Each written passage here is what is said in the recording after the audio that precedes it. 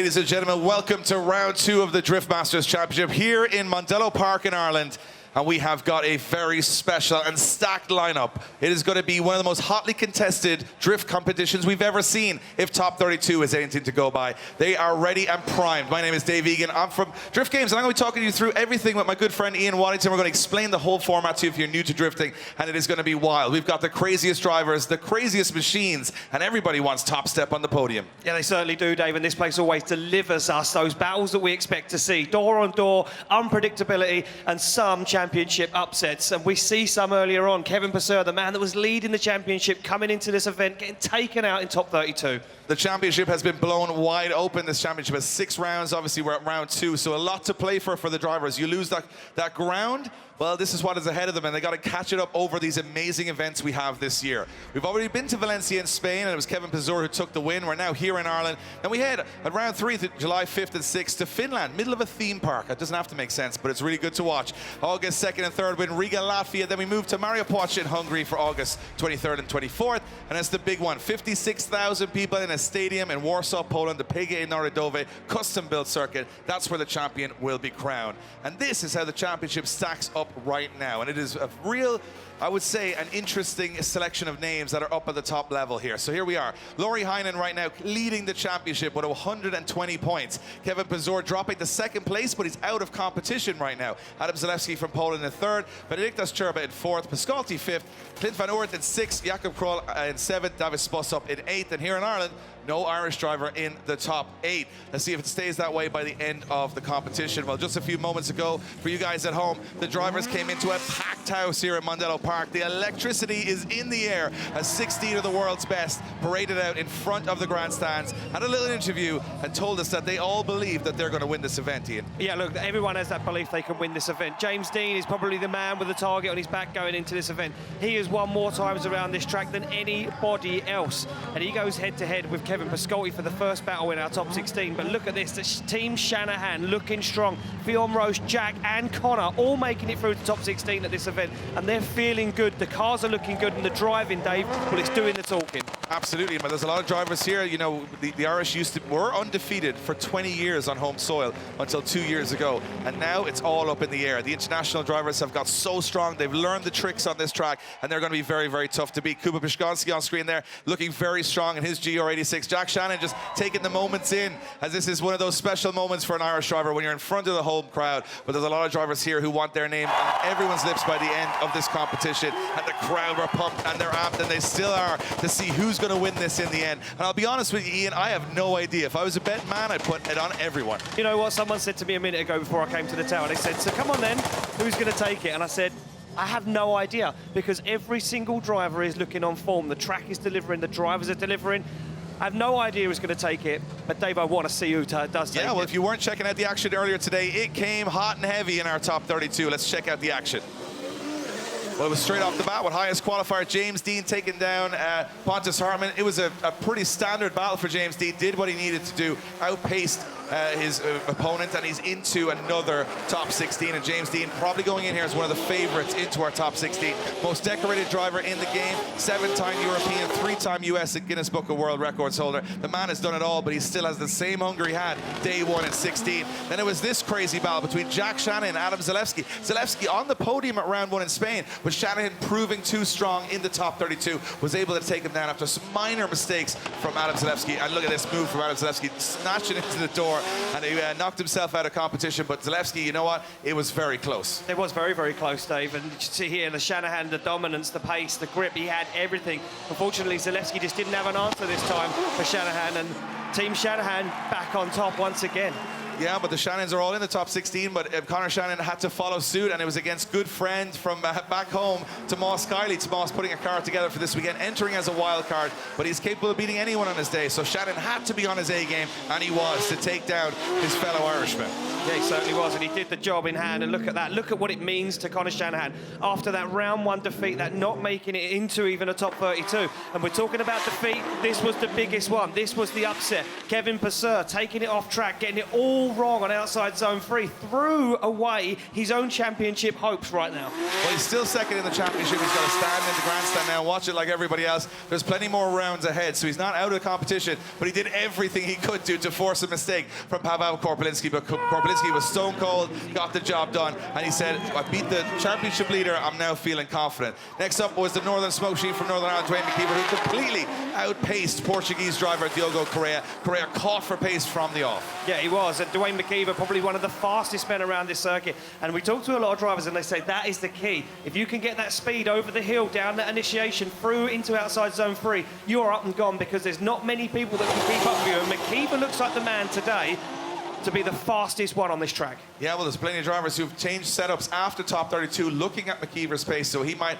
have to do a little bit more work than he did against Correa, and he did a great job on the chase run. Correa not making too many mistakes. He just didn't have that pace, and McKeever left him for dead when McKeever was in the lead position.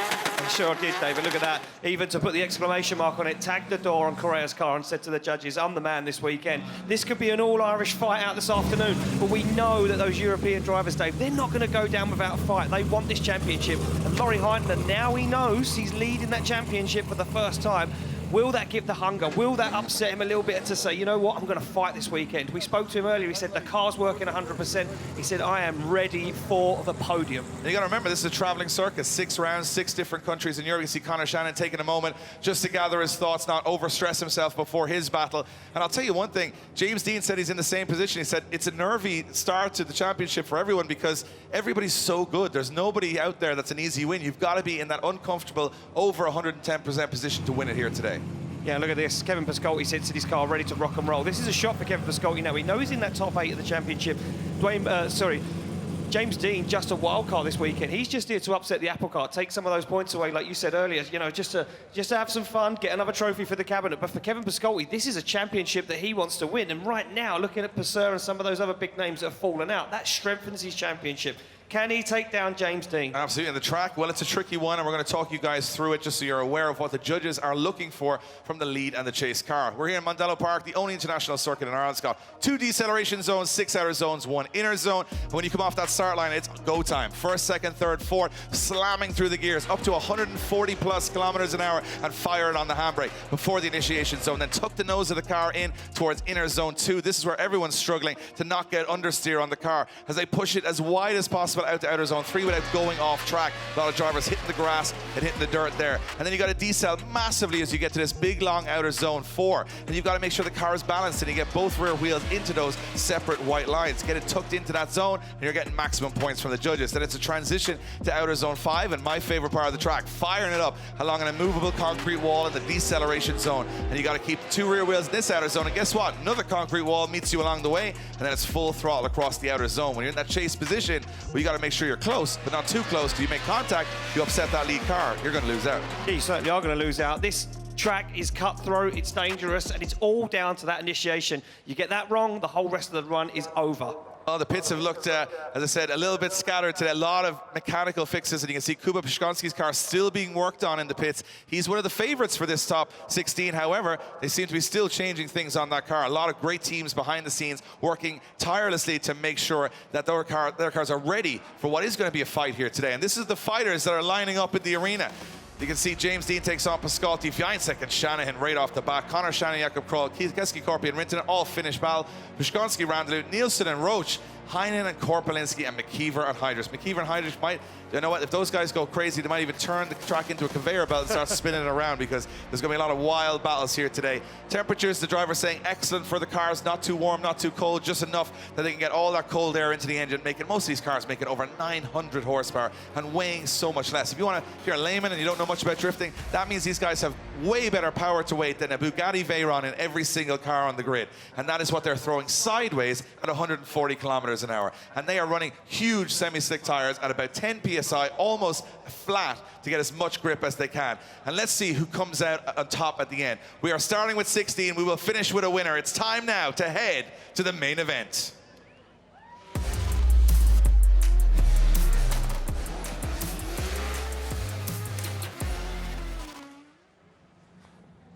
The stage is set. Randalu Park is ready. And it is almost Ireland versus the world for the rest of this competition. Ian, I am looking forward to this. In our first battle, when I looked at Kevin Pescotti's eyes, and he looked to me like he was incredibly confident. Yeah, he has to be incredibly confident. He has to feel that he can beat anybody on this track this afternoon, because his first battle with top 16 is against the one and only James Deane, a man that is on form, a man that is unstoppable at this circuit. And now Kevin Pescotti has to answer the question, have you got enough to beat the best in the world? Well, when James Deane was winning European Championships, Kevin Pescotti didn't even know what drifting was. He's had an amazing roller coaster all the way to the top. But to beat the best in the world, Pescotti knows this is the biggest battle of his life.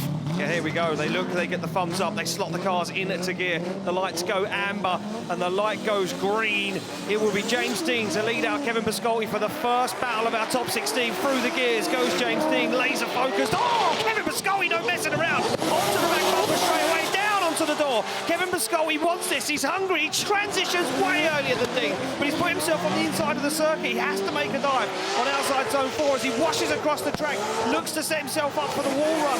James Deane is absolutely impeccable right now. Onto the wall comes Pescotti onto the door across the line. Oh, Pescotti through the kitchen sink at James Deane on the entry there. No backing down, no backing away. Smiles from James Deane in the cabin. He knows that was a tough one. It thumbs up to Kevin Pescotti. Pescotti fired in behind him. Yeah, look at this. James Deane over the hill, 140 kilometers an hour, 3 wheels on the tarmac, and Pescotti glued to the door. This was insane stuff from these two drivers. And Pescotti now, look, for me, made a few mistakes, had to shortcut the circuit. The pace in James Deane's car is just phenomenal, and Deane looks like he's just driving down the post office to pick up his Daily Mail. I'll tell you one thing, James Deane, perfect lead run, but you got to give it to Pescotti. He didn't leave anything on the table. He dove everywhere he could. He just got himself on that early transition. He didn't have all the proximity. He was cutting a lot of track to get back into James Deane's business. And James Deane, I think the judges will probably look at that as a 90-something plus run in the lead position. But Pescotti's right there the whole way through. Definitely not job done for Deane so far. No, there's still a question to be answered there for James Deane. But we know Deane has the credentials. And look at this, Deane right to the edge of the circuit, flicking those marbles up. We now swap them around. It will be Pescotti to lead out Deane for a spot in the Great 8 awaits for one of these guys. And Pescotti will probably be sitting on the line with a spotter saying, what do I do? You have to lay down that 110-point qualifying run. You have to make sure that Deane makes a mistake and you're flawless. They're through the chicane, through the gears, down over the hill. James Deane, though, he doesn't make mistakes. He's on the back bumper. That was incredible. But he's not as close. And now he starts to rein in Pescotti. But now Pescotti seems to find the pace. Deane transitions early, finds himself at the outside zone. And Pescotti's higher in the outside zone than was Deane is. They transition back, and now James Deane finds himself in the crease, in the pocket, fires the F15 onto the door. As they push towards the finish line, Pescotti takes him home. Oh, that is a close battle to kick off our top 16 here in Mondello Park. James Deane, you would put it on paper and say has all the credentials, has all the power, but you can see the Deane family have their fingers crossed in the pits, because that was not an easy one. Depth-defying initiation from James Deane, that close, but he had to back off. He got caught in the smoke a little bit and had to transition early, and Pescotti on that perfect lead run. This one is going to be tough for the judges. You know what, Dave? Everything aside, I'm going to say that's tit for tat right there. Deane was making mistakes in the chase, not huge ones. I mean, we're splitting hairs when we say they're making mistakes. They're just transitioning earlier and they're off that qualifying line. He did exactly what Pescotti did. Pescotti did exactly what Deane did. They laid down both incredible lead lines. But the chases, for me, they were just missed a little bit here and there. When the best in the world has to work this hard in 32 and 16, you know this is one of the toughest championships in the world to get any results whatsoever. And Pescotti put it all on the line. Win, lose, or draw, both of those guys gave absolutely everything to that battle and for our entertainment here in Mondello Park. But a decision will have to be made from the judges of who is going to go through, and they are really analyzing a lot of these replays. It looks like a decision is made. Who's going through to the top 8? It's James Deane. James Deane gets the win and goes through to the top 8. I got to quickly jump across to Kevin. Kevin, I got another Kevin out there, Kevin Pescotti, put it all on the line. That was a close one. Yeah, absolutely phenomenal battle by both drivers there, and it really all comes down to the chase run, which is exactly what we want to see. Both drivers absolutely nailing the lead line and both having great proximity throughout. It was really close, but what it really comes down to is just cutting the track. Unfortunately, Kevin sacrificing the zones to maintain that proximity to keep up with the pace of James. James didn't have to do that, and he was fulfilling most of the outside zones while he was maintaining the proximity. Super close battle, but James gets the win overall. There you have it. You can see James Deane's mum in the grandstand with his dad just cheering on.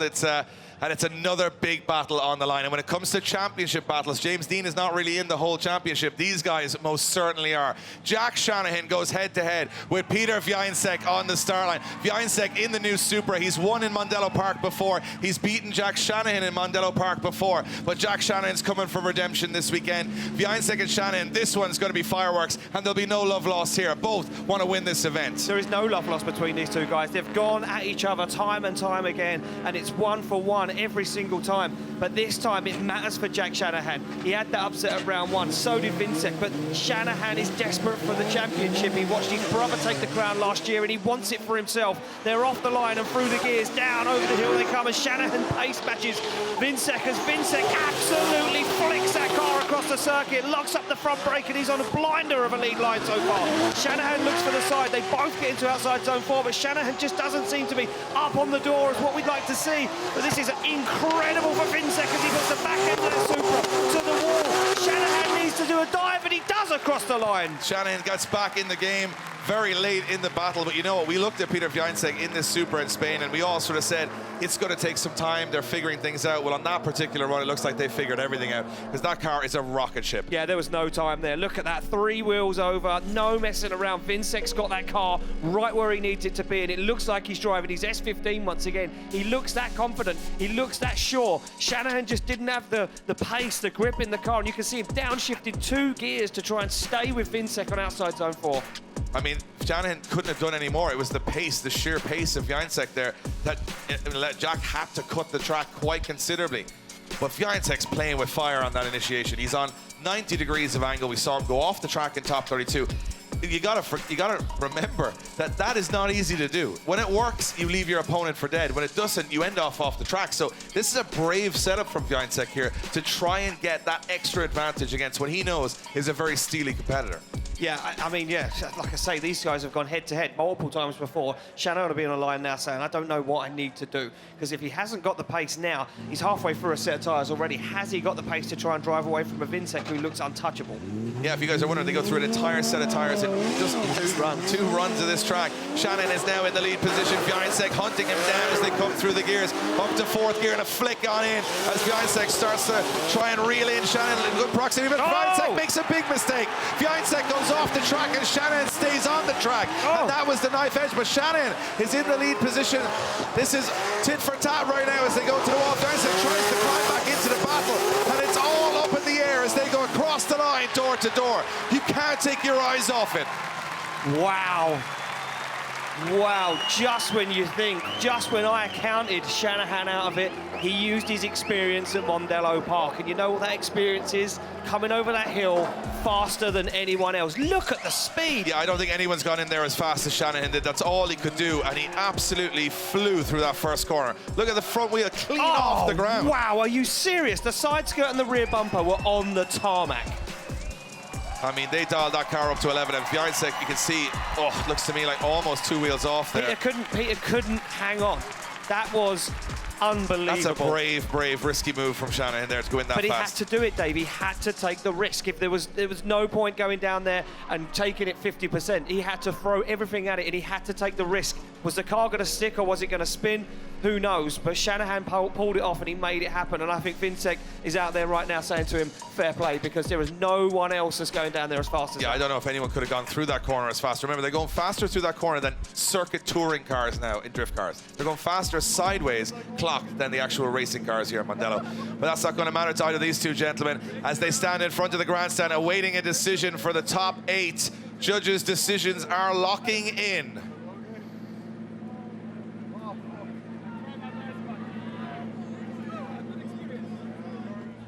And it looks like the judges still having a little last look at this one. And it has a decision, has dropped in. Going through to the top 8 is Jack Shanahan. Jack Shanahan gets the win and goes through to the top 8, much to the delight of the Mondello Park grandstands. And you know what? It wasn't straightforward, Deane. It certainly wasn't straightforward, but he took a risk and it paid off. You know what? It's going to be risk reward all day today, and I think this is just going to happen over and over again. And look at Jack. He was like, I took the risk. I had to take that risk. I'll be honest, I didn't think he was going to hold that through there. No, I didn't. He went in faster than anybody. That shot of him coming over the hill with 3 wheels, with the side skirt and the bumper on the floor, I've never seen that. I've never seen it, and now, well, the Shanahan family thought they might get a little rest. They ain't going to get a rest because the other Shanahan son is on the line. Conor Shanahan, the current Drift Masters champion from Cork. He hasn't had a good start to the season, not qualifying at round 1. He said he has to get top step on the podium this weekend to get back in the race, and he's up against a very on-form Jakub Król from Poland. This new car and Król have been a match made in heaven. He's been a different driver this year, and Conor Shanahan's going to know that. Król comes in here with a lot of aggression and a lot of momentum, and he's going to want to take down the 2023 champion. Yeah, of course he is, Dave. They're through the chicane. Look at this, Shanahan looking absolutely focused as he slots through the gears, and it is a false start. False start. All that hype. I hate when I build it up and then I got to drop down again. I mean, you do have to go down there and have a word. Yeah, I'm like, just stop hitting the cones, guys. But it is eagerness. You know, you're on the start line, you want to get as much advantage as you can. And of course, if you're watching drifting for the first time, you can watch the start line. Why does the lead car have a chicane? You can see he knocks over the far side cone. The reason being, and it can also be that a car leaving too soon before the light as well. So the reason being is that the lead car, they want to slow the car purposely so the chase car doesn't get jumped like a drag race. You want it to be that they have enough time to predict to stay with that lead car so we get close action on the first corner. And Conor Shanahan seems to be jumping the light a little bit there, but it's allowed. You get 3 goes at it before you're disqualified. So Shanahan just a little eager, maybe a little bit of nerves here in the top 16 as Jakub Król now takes through the gears. Shanahan is through the chicane cleanly, and they are away and up and gone. Yeah, no messing around this time. And Shanahan goes for a big opposite flick, and he's now laying down the power. And he's left Jakub Król in a cloud of smoke as they transition for outside zone 4. Jakub Król shortcuts the circuit, looks for the door of that GT86, washes across the rear bumper, almost makes contact as they come back down to the wall. Shanahan's got this one absolutely dialed in. Now Król makes a dive through the smoke onto the door. Yeah, Shanahan, I mean, he's got great pace through the track. I think the Shanahan cars, if you look at them, they're all sharing. I mean, that's the advantage of not being 3 cars. Yeah, of not being a privateer. You've got 3 drivers giving 3 sets of information back, and obviously they're able to radio to each other saying, change this, do that. I'm pretty sure Jack Shanahan has told Conor Shanahan, go through that first corner faster than any man on earth, and you'll leave your opponent for dead, and that's exactly what he did. Yeah, and you can see that clear as day there. You can see Jakub Król left for dead on the initiation, and then from there on out, he's playing catch-up. You can see sacrificed outside zone 5, and he's shortcutting the track out of that outside zone. He's trying to get on the door, and the only way he's going to do that is by making the track shorter. Yeah, and Jakub Król will have a disadvantage, but then look at every battle we've watched today. You think Więcek has it in the bag, and all of a sudden you drop off the track. So this is one of those strange events where people are actually winning from the lead position by going so fast through the first corner that the chase car catches understeer or has a mistake. Very few tracks, the chase position is, you know, it's where you win from, right? The lead has to kind of do what the judges want them to do. But here, the lead car can take an extra risk of going faster through the first corner to try and mess up the chase, which is totally legal and allowed to do. Well, is that what Jakub Król will do now? Try and go through there faster than Shanahan? Well, I mean, look, he's just proved that he can go through there as almost as quick, but he needs to do it now in that lead position where he hasn't got a target to chase down. They're through the chicane, through the gears. Jakub Król needs to pull something out the bag right now, but Shanahan's not letting him get away. Look at this, he's pace matching him the whole way, and Jakub Król doesn't really have an answer. He's not got the pace. He hasn't gone through there nowhere near as quick as what the Shanahan brothers have been doing all day. And now opens the door for Conor Shanahan. Look at this. Shanahan looks like this one could be a breeze for him as he pushes up onto the door. Oh! What happened there? Big incident right in front of the judging tower. Shanahan goes in the wall hard. It looks like he has steering. Something went wrong on Shanahan's car. Steering failure. Something happened. Big hit with the wall for Conor Shanahan.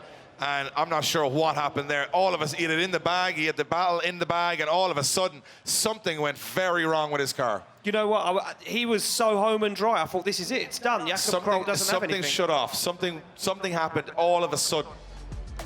We'll be able to check it out here on the replay, but I'm not sure what happened to Conor Shanahan. As he was going into that transition, the car just seemed to dart forward towards the wall. Everything looked, as you said, easy peasy up to there. I mean, yeah, look, I'm not putting down Jakub Król in any form of the way. He is an incredible driver, but you can tell that car is driving probably 20 kilometers an hour slower than what Shanahan did the run at. The way he moved through that circuit was incredible. But right here, something happens massively. I'm wondering if Conor Shanahan's going to hit Król, and then he slams on the left foot brake, and then it just locks the front 2 wheels of the car and send him straight. I wonder if he lost the electric power steering. These guys now run a lot of electric power steering in these cars. I wonder if he lost the power steering.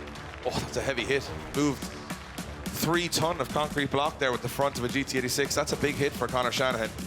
And it looked to me like that was an unforced error.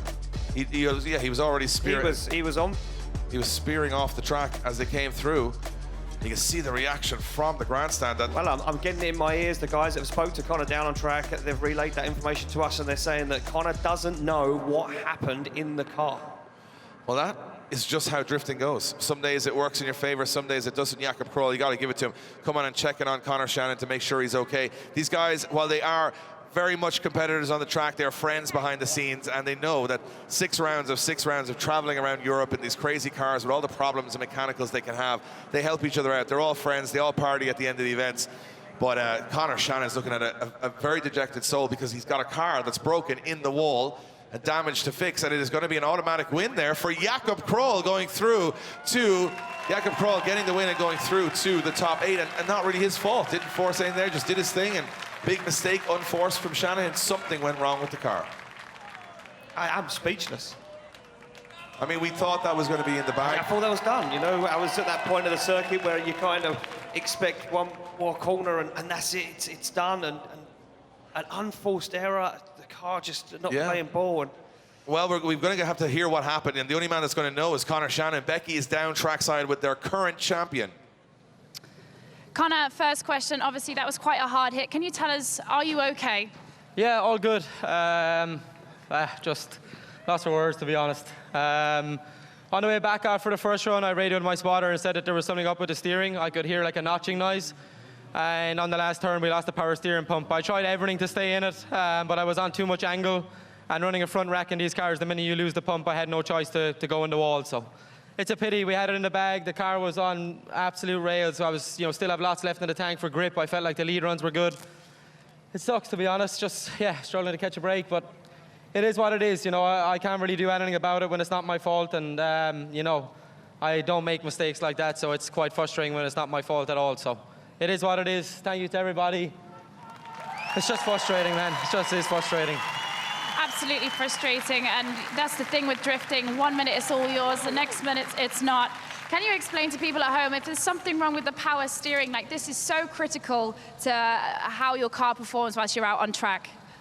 Yeah, absolutely. Like, there's no chance of driving it without power steering. As I transitioned back to the wall, I was in a good pocket, had the job done over the line, and I just washed, and I thought it was a mistake that I made. Then I tried to correct it, and I knew we had no power steering at that stage, so it was game over. But it's honestly just annoying. I'm trying my best. I'm trying my best as a driver to be as good as I can, and I felt like we had everything in the tank to go all the way again today. But it's the joys of the game, I guess. I don't really know at this stage. Trying to win this championship is going to be tough, but we'll still stay fighting. Thank you so much, Conor. Guys, back to you. Yeah, dejected Conor Shanahan. Well, we are 2 rounds into 6, so, nothing's over till it's over, but it's very unforced there. You see right away, watch the front wheels on the car. They just no input, and then the car almost goes dead, and he just slides straight into the wall. And this is a pretty big hit. Remember, you're hitting a concrete wall with a very, very light car, and you're moving 3 ton with the front of it, so it's a pretty big hit. Yes, it's a massive hit, and we're all thankful that Conor's safe and well with these cars built to such a high level now, Dave, and the equipment that these guys have to wear, a safety keeps them all safe and sound in the car. And it just goes to show you the amount of front-end grip and the size of the front wheels and tyres. Now, you lose the power steering pump, you can't turn the wheel. That's how hard it is. And you got to remember, once he went off the main line, he was on the marble. Yeah, so we say marbles. They're all the little pieces of rubber that have come off all the cars for the last 3 days are all collected. You can see them in the back of the screen. You can see them on the track. Once you hit them, it's like just getting onto sand because you have absolutely no grip. So once he went off the track, he hit those straight into the wall. And unfortunately, Conor Shanahan's car leaves Randalu Park on the back of a recovery truck. Not what he wanted. No, not at all, Dave. And you know what? It's another question that the Shanahan team are asking themselves. How do we catch a break here? How do we get out of this hole of failures constantly? Well, they still have 2 drivers still in the competition from the Shanahan team, Jack Shanahan and Fionn Roche. But you know what? We've watched so much stuff today that I said, how do you predict it?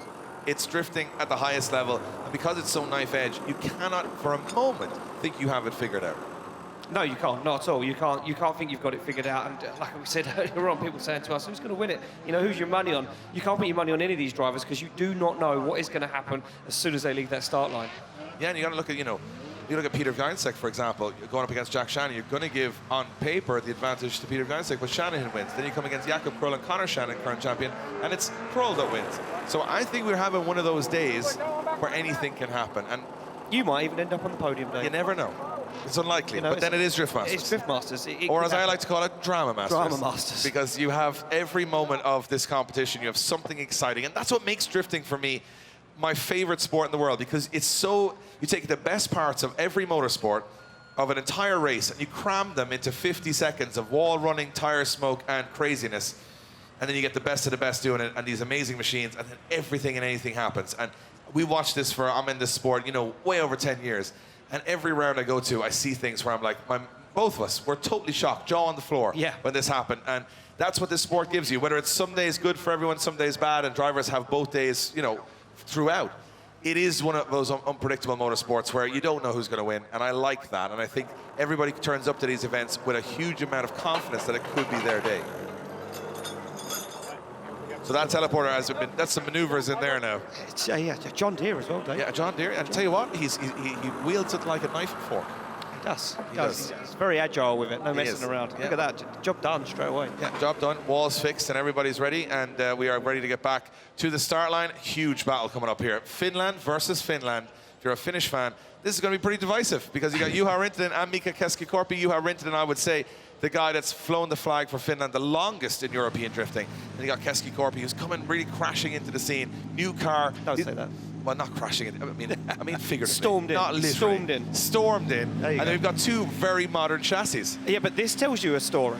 Because now Juha Rintanen, the man with loads of experience, is backed way up off the line to take on Mika Keski-Korpi. He's hyping himself up in the car. What does he know about Keski-Korpi? Because Keski-Korpi's on the line saying, where is he? He's miles back. Juha Rintanen knows that boy fast, so he's going to go fast. And that's exactly what Juha Rintanen is going to do in the chase position as they come through the gears and into that first corner. Look at Rintanen. Yeah, Rintanen's not letting Keski-Korpi get away. He knows he's got the pace, and look at this from Keski-Korpi. Beautiful lead line. He's been laying this down all weekend.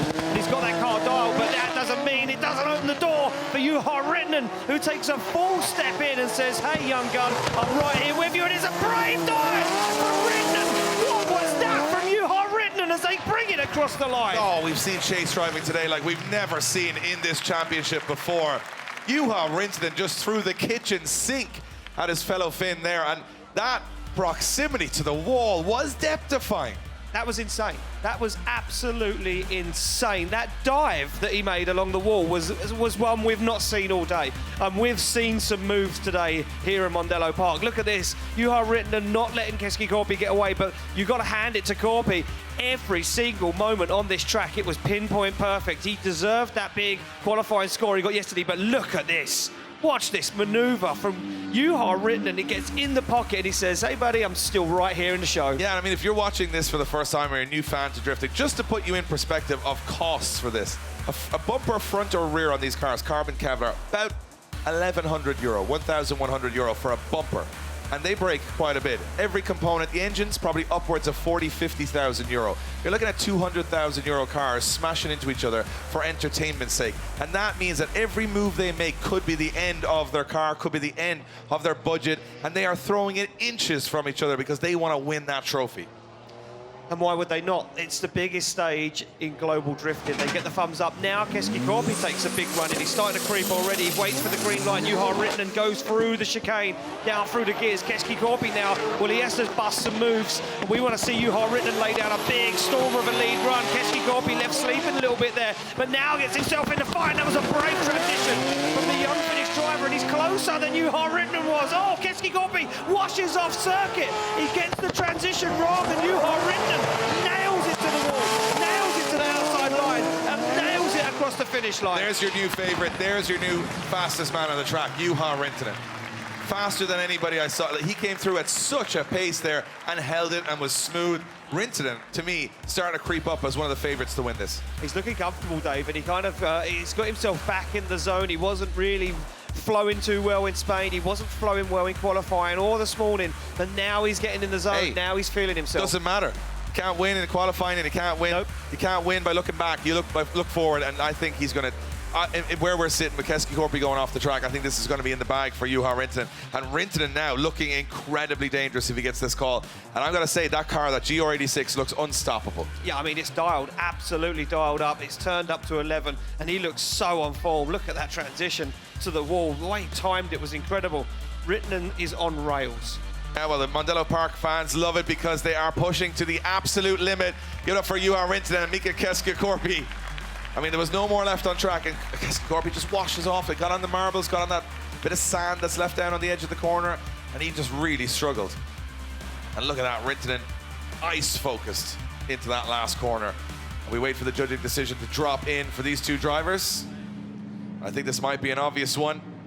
Going through to the top 8 is Juha Rintanen. Juha Rintanen gets the win and goes through to the top 8, well deserved. And Keski-Korpi's going to be thinking what could have been because he was so perfect every lap up until that moment. But drift championships are made up of moments. Yep. Moments where you either win the wall, win the gravel, or go on the top step of the podium. And Rintanen's on the right side of that at the moment. He certainly is on the right side of that at the moment, Dave. He's moved himself into the Great 8. He's only a few more battles away from being on the top step of the podium. Can he do it this weekend? He's looking confident. He's got a little shy smile on his face there, Dave.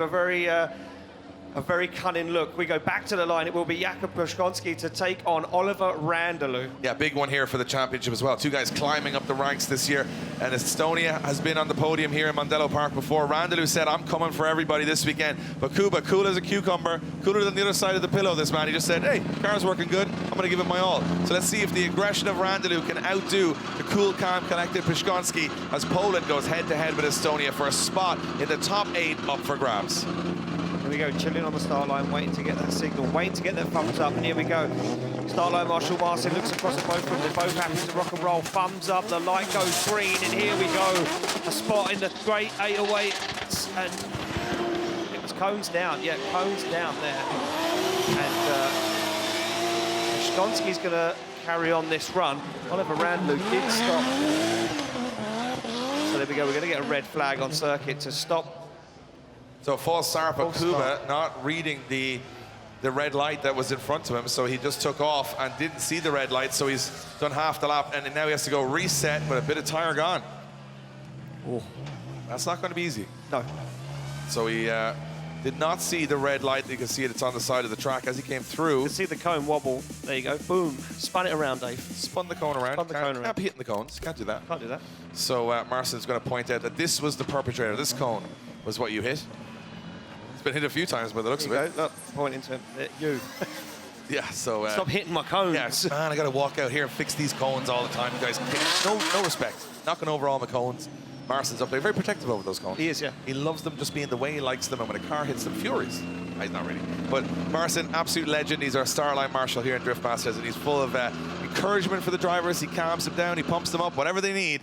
But now it is time to pump them back up again, because we've got a clean start, hopefully, from Przygoński and Randalu. Yeah, look at this. Przygoński, he opens the door, he's having a he's saying, hey. So I think he's asked him, am I able to go get more tires? Like, no, you ignored the red light, so you're now where you are. So he's got half a lap of tires down, and these cars only really make 2 runs to a set of tires. So Przygoński on the second run is going to be under pressure here. He certainly is going to be under pressure here. And Randalu, well, you know, it throws a lot of these guys when they don't get the green light, the clear run down the circuit. Randalu may be feeling a little bit shaken here. But what can he do? They get the look across from Marcin, thumbs up both sides, and they get told to look for the green light. And here we go, through the chicane goes Kuba Przygoński, and he get a green light this time. A clean start from both from Randalu to chase down Przygoński for a spot in the Great 808. Big flick across the circuit. Randalu dials himself in, waits, holds onto it, now starts to rein in the Polish driver as he fires into the door. Wow, incredible stuff from Oliver Randalu. Did Przygoński slow down? Was that why there was contact? Now Przygoński gets himself back into it, but there's no shaking the Estonian driver as Oliver Randalu glues it to the door. Oh! Przygoński hits the wall, gets forced off circuit. Yeah, hit the wall hard, and I actually looked up from my commentary position, and I saw him coming for it, and it looked way too deep. Przygoński goes straight into the wall, and there could be damage here. And if there is damage, it looks unforced, and that would be the end of Przygoński's weekend. We'll see if it's, did he get away with it? He's going to check the car and have a little drive around. He definitely hit it hard. Looks like the tire is still on the rim, but he hit that wall pretty hard at the end, and it's an incomplete lap. Yeah, it's an incomplete lap, and yeah, went off the track before the finish line. Let's just take a look back at this. Randalu was on a flyer, to be fair. There was no shaking the Estonian, and everything was all good right up till here. He gets into it. Randalu doesn't make any contact. He's just way too deep in the outside zone. And to be fair, Oliver Randalu did a good job there to not make harder contact than he did. Yeah, it looks like Przygoński kind of left foot brake, but kind of slowed the car a little too much, pushed a little too wide, knew it, hit the wall hard. Pinballed off of Randalu. Yeah, and then back off Randalu. Watch, hits Randalu and then goes forward. He's lost control of the car at that point. 4 wheels off the circuit, so an incomplete on his first run for Przygoński. So now he's got a broken car, not enough tyre, and he's got to take on Oliver Randalu. And you know what? You never know. Oh, boom. Oh, there you have it, yeah. Done. He's destroyed the wheel. He's destroyed the wheel on the car, which means that this could be out of competition for Przygoński, meaning that Randalu will go through, because if you cause the incident, you damage your car and you're not ready for the second run, well, then you're out of competition. Yeah, and I was just getting it in my ears to make it completely solid that there was no, Randalu wasn't at fault for that contact. It was completely down to Przygoński hitting the wall on his own accord. So I'll tell you what, Oliver Randalu loves a bit of Ireland, doesn't he? Because every time he comes when he comes to Ireland, everything seems to go in his favour, and it looks like this one is going to go in his favour too, because it will be a bye run for Oliver Randalu, and he will get to complete this lap, and once he initiates and gets the car sideways, he is the winner of this battle, meaning Estonia will go through to the top 8. Yeah, well, here we go, through the chicane he goes, like Dave says. He just needs to initiate, prove the car works. And he's done that. Yeah, there we go. He's done that. Will he fulfill a whole lap? Yeah, he's going to go for it, Dave. He's going to put in a run for the fans and show everyone how happy he is right now. Top 8 finish at least for Oliver Randalu. That's a good day at the office for him. And you know what? His bye run looked pretty solid to me. Hey, there's another guy. There's another one. Never really talked about him in the fight. Juha Rintanen, Oliver Randalu still in the fight, looking very strong. And Oliver Randalu will take what he can get. And I mean, at this level of competition, especially against Kuba Przygoński, who's been on form all weekend, I definitely think Oliver Randalu would not have expected him to put it in the wall like that. But Kuba, unfortunately, he'll shake his head and say, oh, I just pushed too hard. Yeah, just one of those motorsport moments, Dave, where it goes wrong in a heartbeat. We do make it official on your screen. Yeah, it is going to be Oliver Randalu getting the win and going through to the top 8. It is official fault given to Kuba Przygoński from Poland. Went into the wall, had a little crashu, and that's enough. Bump. Yeah, a little bump, and that's enough to knock you out of competition. Those wheels are expensive. And it is down to inches and millimeters at this point, because, you know, the tiniest touch on anything now and you're just out of competition. We move it back to the start line. Big battle here for two guys trying to get form going in the championship. Youngster, 19 years of age, Fionn Roche from Ireland, will go up against Orjan Nilsen. Orjan Nilsen in that bright orange Sora from Norway. And Orjan Nilsen, he hasn't been tested in the top 32. He got through it pretty easy. But Fionn Roche is looking strong too. This is going to be a really interesting battle, because I have no idea. They both look kind of similar in form, in practice, and qualifying. But now they got to go head to head. And Orjan Nilsen looks very strong around this track. This is going to be a big test of Fionn Roche as a rookie, going up against one of the biggest names in the game, Orjan Nilsen. Well, they both qualified in the top 10, Dave, so their driving was very, very similar. Not a lot of points separating them. They wait for their green light to go. Nilsen, I think, is going to bring a little bit of experience here, but the fearlessness of the young Irishman could prove a little bit too strong. They threw the gears down over the hill on a big flick from Orjan Nilsen. Not scared to put that Toyota Sora right where it needs to be, and Fionn Roche ends up on the grass, wandering and wavering, throwing that car around. He knows that Nilsen is a steely competitor, but can he glue it to the door? And look at this from Nilsen. The lead line is unbelievable, and he goes for a big dive, and he almost throws it off circuit. Fionn Roche throwing everything at this run. Yeah, Fionn Roche not backing down from the challenge, but a couple of waivers in that chase position. Orjan Nilsen's lead run was absolutely textbook there. Unbelievable, unbelievable. That guy, I think it's just Ireland. Yeah, he loves it here. Randalu and Nilsen love this track.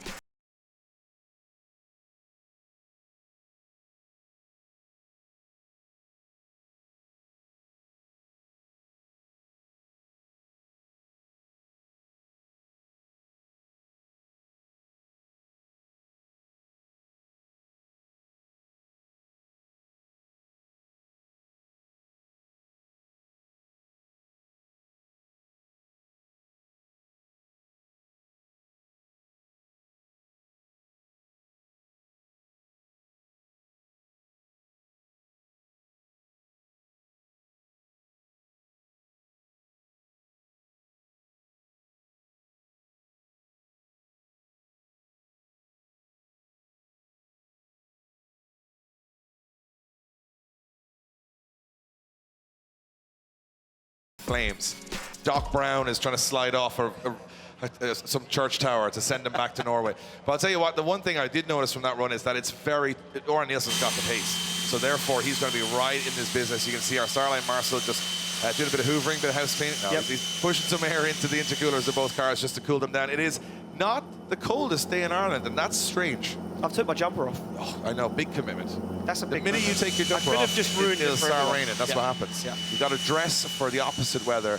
That's because our climate, like, it tries to wind you up a little bit.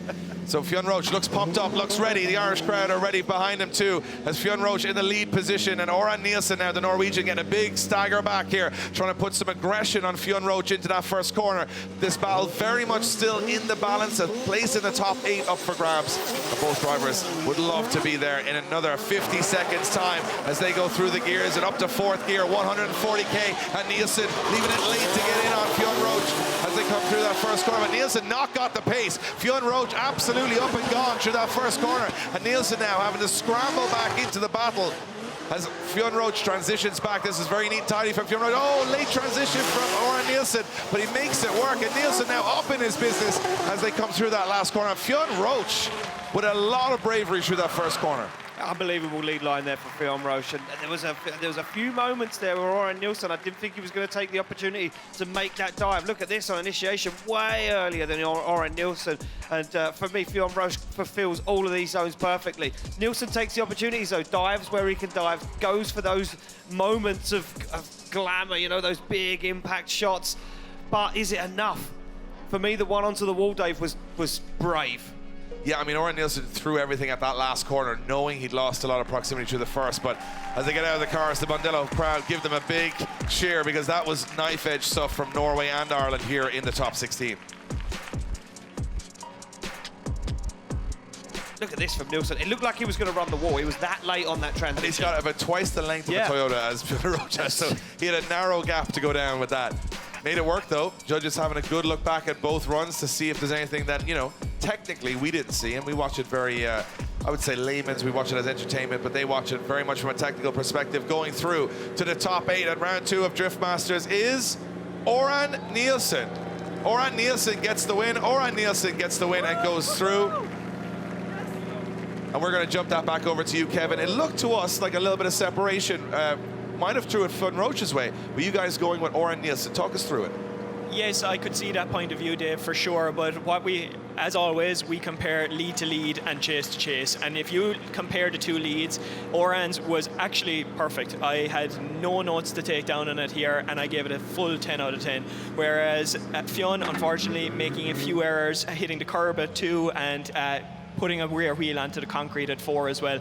So you look at that, Orjan has already taken the advantage on the leads, and then you compare the chases then. Fionn had a great chase, but he was making some major mistakes in my opinion. He had a wheel up in the curb at inner zone 2, and he had a big over rotation in front of us here at outer zone 6, whereas Orjan didn't have as much proximity, but he wasn't making those big errors. So over the lead and the chase, Orjan takes both. There you go, makes perfect sense when it's said out loud, right? Because I forgot about those mistakes from Fionn Roche in the chase position, but now you're reminded, like, oh yeah, he did kind of over-rotate and had a little bit of contact. So from the lead positions, Orjan taking the win. I think a little bit more. The chases were scrappy. We move it along now to Paweł, Korpuliński, Lauri, Heinonen. But he's taken down the leader of the championship in top 32. Now Heinen's the leader of the championship. So if Korpuliński takes him down, he's taken down every leader of the championship in one weekend.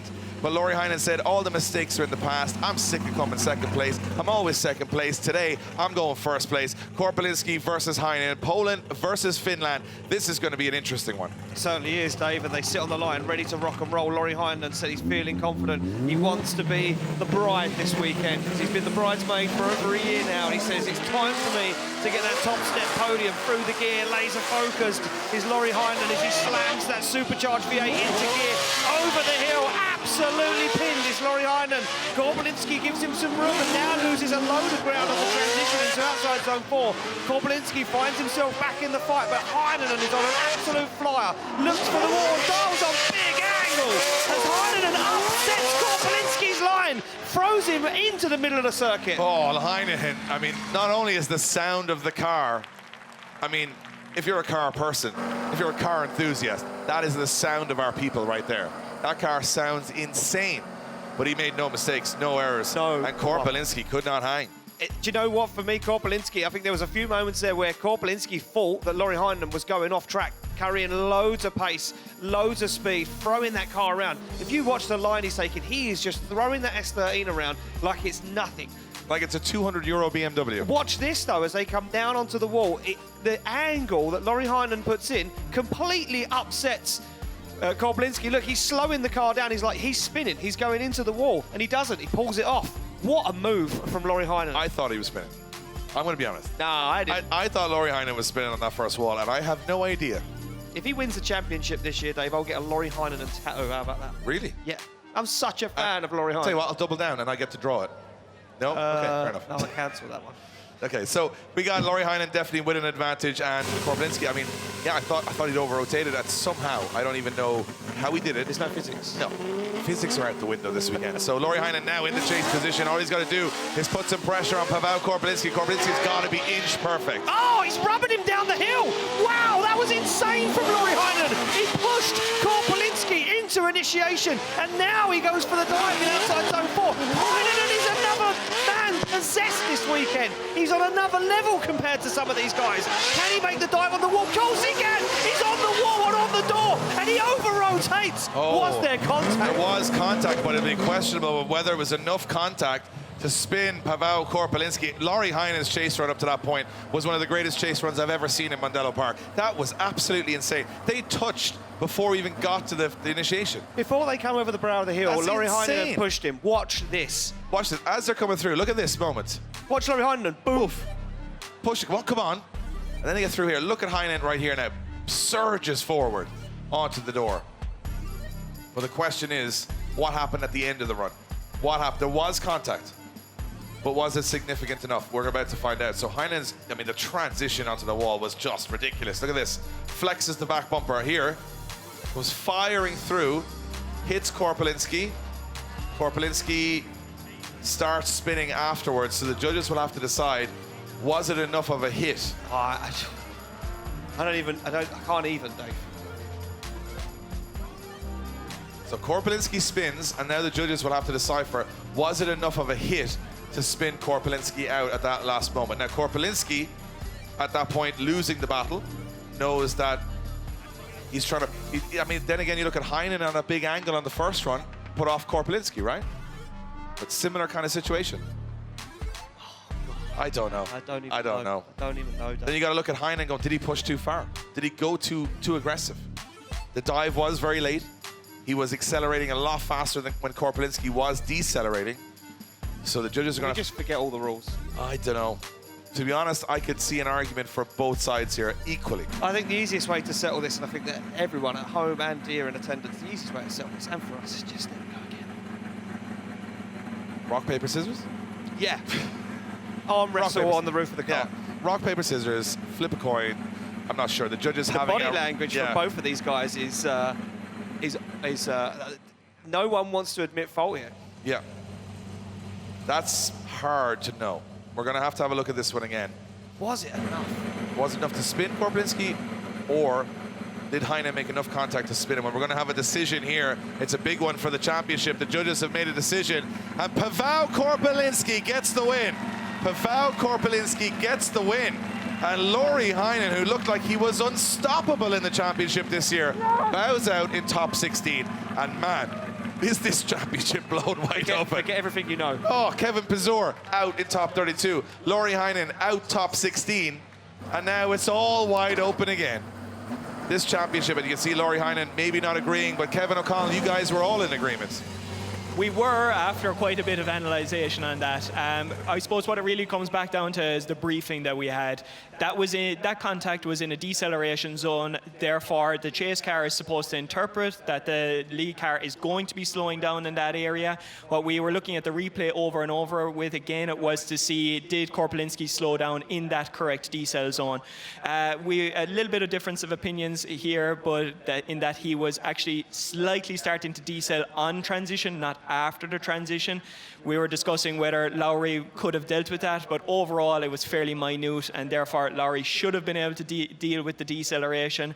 Contact was Lauri's fault and caused the spin. Therefore, Korpuliński gets the win. So Korpuliński gets the win, and he must be absolutely dejected, Lauri Heinonen, with that mistake. Becky, you're down with him now. It's inches and millimeters out there, and just a little bit too much pressure on Korpuliński, loses in the battle. It sure is, Dave. I'm just looking at Lauri now, and there's a very irritated face I can see. But we've just watched that. I want to hear from you what you thought, Lauri. Yeah, I thought that could have been saved, but I think that's how you do it in Mondello, like just a slight bump. It was a really soft touch, and I think we continued a bit and then spun, but I don't know. And when we saw you come onto the last wall here, you had an absolutely amazing entry into it, almost 90 degrees, and you caught it. That must have been a bit of a moment for you in the car. Yeah, it's a car I can trust. I think I've been doing that for the whole weekend. I like it. Excellent. Thank you so much, Lauri. Apologies about that. Guys, back to you. Thanks, Becky. Well, he doesn't agree with the judge's decision, but who does? Any driver that loses always disagrees with the judges. But they got to make the call, and I can see from their position, he makes contact in a deceleration. He's accelerating in a decel zone. The lead driver allowed to dictate the pace, and Heinonen, whether Korpuliński could have held it or not, he shouldn't hit him, and that's what happened, right? So we move it on to our next battle, and oh, it's another big one, Ian. Yeah, I mean, look, they don't stop coming, and this one, we're talking about pace, we're talking about guys that are coming over the hill fast. Well, this guy is one of the guys that everybody has been saying is the fastest. I don't know, because we just see Shanahan come over that hill faster than anyone else. Is McKeever now looking on the line saying, watch this? But he's got Max Heidrich to chase him down, so he's going to have to go fast, Dave. They're through the chicane and through the gears. Heidrich will want to take him down. Heidrich is not messing around, but look at McKeever, he's up and gone. And right now, Heidrich has no answer. He has to shortcut outside zone 3, and McKeever's already in 4 at this point as he hammers the throttle through the floor. And he is up and gone, and Heidrich is just staring at that 186 as it disappears around Mondello Park. Duane McKeever is like a rocket ship in Mondello. Fastest man on earth right now. This is insane. Is that faster than Jack? I think so. I mean, Max Heidrich changed gear to third gear, and McKeever just went to the moon. He just went, boom, gone. He did the classic Vin Diesel too soon junior on the run up there. And McKeever was, I mean, he was definitely, there was, even for Heidrich, there's no point of the track where McKeever's going to slow to even catch him. No. So he's cutting the track and he still can't catch him. That's insane. And he's making dives. Look at this. It's a big shallow angle dive into outside zone 4, and he still can't catch him. There's still huge separation. The only time he got remotely close was at the end of that last outside zone. Yeah, and McKeever's line is good. He's not like on low angle or low speed. He's doing everything the judges want him to do. Could have been a little closer to the walls here and there, but he's still in the zones. So it's fine. There's nothing really he's doing wrong there. But Heidrich now must be thinking, what do I do? I'm in the lead position. I couldn't catch him. And McKeever's going, this is my moment now. Packed out Mondello Grandstand. Packed out all the way around. Northern Smoke Machine. This is what I do. Or be pops and bangs, anti-lags. That's what he likes. The whole lot. He's going to go for this. He's going to put this on the door because he doesn't want to leave any doubt in anyone's mind, especially the judges, as they come down. McKeever's on the back bumper of Heidrich here. Yeah, look at this already. Now McKeever starts to work on that rear wheel of Heidrich's S13. They go a little wide. They drop a wheel in the dirt, and that upset Heidrich dropping wheels in the gravel. How did he even hold on to that? I thought he was way gone into the gravel there. Back bumper disposed of as McKeever gives him some room. Max Heidrich is going wild right now. This is one of the fastest runs around the circuit we've seen. I mean, you have to give Max Heidrich some points here for how fast he went through it. He went so fast he went in the gravel because he was trying something. He's so agitated in the car. You see him throw his hands up because he knows that he was quick round there, but McKeever was glued to him. There was no getting away for Duane McKeever. Look at this. Even when they were going wide off track, McKeever just followed him. He said, well, if you're going wide, I'm going to go wide. Watch this. Duane has to completely stall up and wait for Heidrich to get back on track, and he still gets back in the battle. He doesn't even straighten up. That's absolutely insane. I've got to say right now, it's knife edge. Like, we watched Heidrich take down, you know, some of the biggest names in the game this weekend, but I don't think, from where I'm sitting, he's made a big error there. He's gone into the gravel. Yeah, I mean, that's unexcusable, Dave, to be honest with you. It's no getting away from that. It's right in plain sight of everybody, and there he is in the gravel, showering everyone with some of that expensive Mondello gravel. And Duane McKeever, like you say, look at this car, slows way down and allows Heidrich to get back on track. Decision's in, Dave. Yeah, decision's in, and it will be 3 Irish drivers in the top 8. Duane McKeever gets the win and goes through to the top 8. And that's how it's stacking up. We always try to say, you know, in a home country, the home drivers do have the advantage from the crowd behind them. But there's 3 in the competition. James Deane, Jack Shanahan, Duane McKeever, all in the top 8. But 5 huge international superstars in there with them. So I'm just thinking right now, it could be a very interesting finish to this. So here we are. This is how it's stacking up. James Deane will go against Jack Shanahan in the top 8. Jakub Król against Juha Rintanen. Oliver Randalu against Orjan Nilsen. And Paweł Korpuliński against Duane McKeever. Wow, it's all, I mean, if you look at that 16 into 8, you could take any pick. It's very hard to know where this competition's going. I mean, I don't know if my brain can quite get over the first battle that we're going to see in our Grade 8, and it will be James Deane to take on Jack Shanahan. We have seen it time and time again, Dave, and it always ends in complete mind-blowing drift battle. Well, here's the thing. Jack Shanahan has to beat James Deane if he wants to win the championship this year. I'm going to put it out there. I'm going to say that if he needs to go back into the championship with Lauri Heinonen dropping out, Conor Shanahan dropping out, Więcek dropping out, Pesur dropping out, it's now up to Rintanen. You've got to look at Jack Shanahan. You've got to look at those guys. James Deane now not in the championship for the whole season, but he can upset the apple cart massively here. So Jack Shanahan, who will know, he lives a kilometre away from James Deane. James Deane taught Jack Shanahan how to drift. And Jack Shanahan now, if he wants to be the best, he's got to beat the best. On a day like today, anything can happen. Well, that is what is ahead of us. The Irish crowd are ready for a huge heavyweight battle. 16 is done. Let's head to our top 8.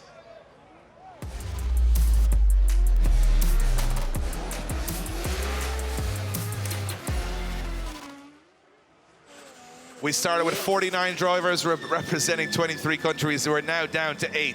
And the first are from the same country. James Deane goes against Jack Shanahan, neighbours, master and apprentice. Jack Shanahan, who was left, as he said, in the shadows yesterday when it came to the finals with Heinonen and Conor Shanahan. Well, he wants the championship this year, but he's got to go through his longest foe in the game, James Deane. James Deane back on Irish soil. He hasn't won a Drift Masters event, James Deane, in over a year and a half, and this is what he wants to do, get back to the top of the totem pole in Europe. There is so much on the line here in the next 2 runs for both of these drivers, and Jack Shanahan is definitely going to know that he needs everything to beat James Deane here. Everything and more, Dave, is what he's going to need right now, but he is one of the fastest men over that hill.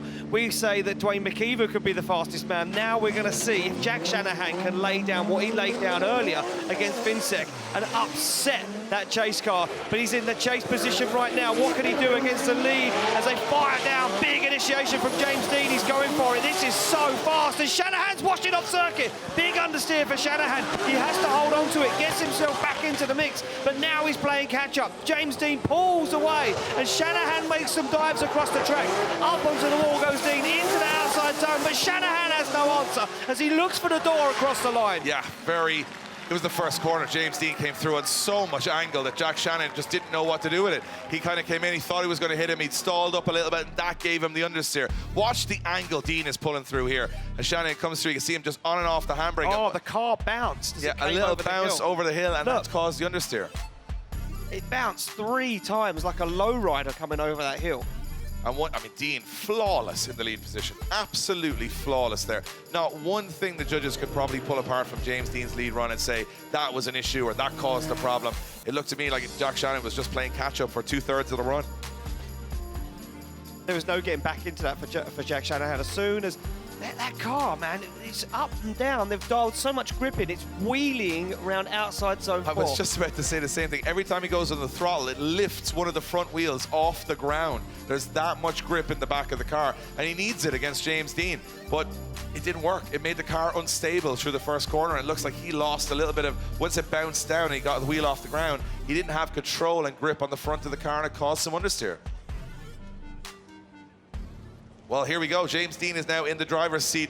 I'm talking figuratively. Obviously, they're both literally in the driver's seat. But I mean, he's got all all he needs. He's got Jack Shanahan in front of him. He's got to go close. If he puts some proximity on here, he's going through to the semi-final. And James Deane is going to be feeling confident here. He's going to say, spotter in the radio, Jack had a mistake, put it on his door, push him around the track, and you're going to the semi-final. But Jack Shanahan is going to do what he tried to do earlier, go faster through that first corner than is humanly possible to put Deane off the track. Let's see what happens. Well, there we go, through the gears down, and Shanahan fires through once again just as fast as he can, and that upsets Deane a little bit, but Deane now holds on to it. Shanahan into 4, but Deane has the proximity as he squeezes a throttle, looks for the side of that GT86, and now waits for the dive as Deane goes for a big dive down on the inside on that final outside zone. They flick the angle on, but Deane's lost in the smoke. Yeah, Deane loses ground towards the end. Shanahan did exactly what he needed to do, which was try and be the fastest man around the circuit. Had not a lot of proximity from James Deane.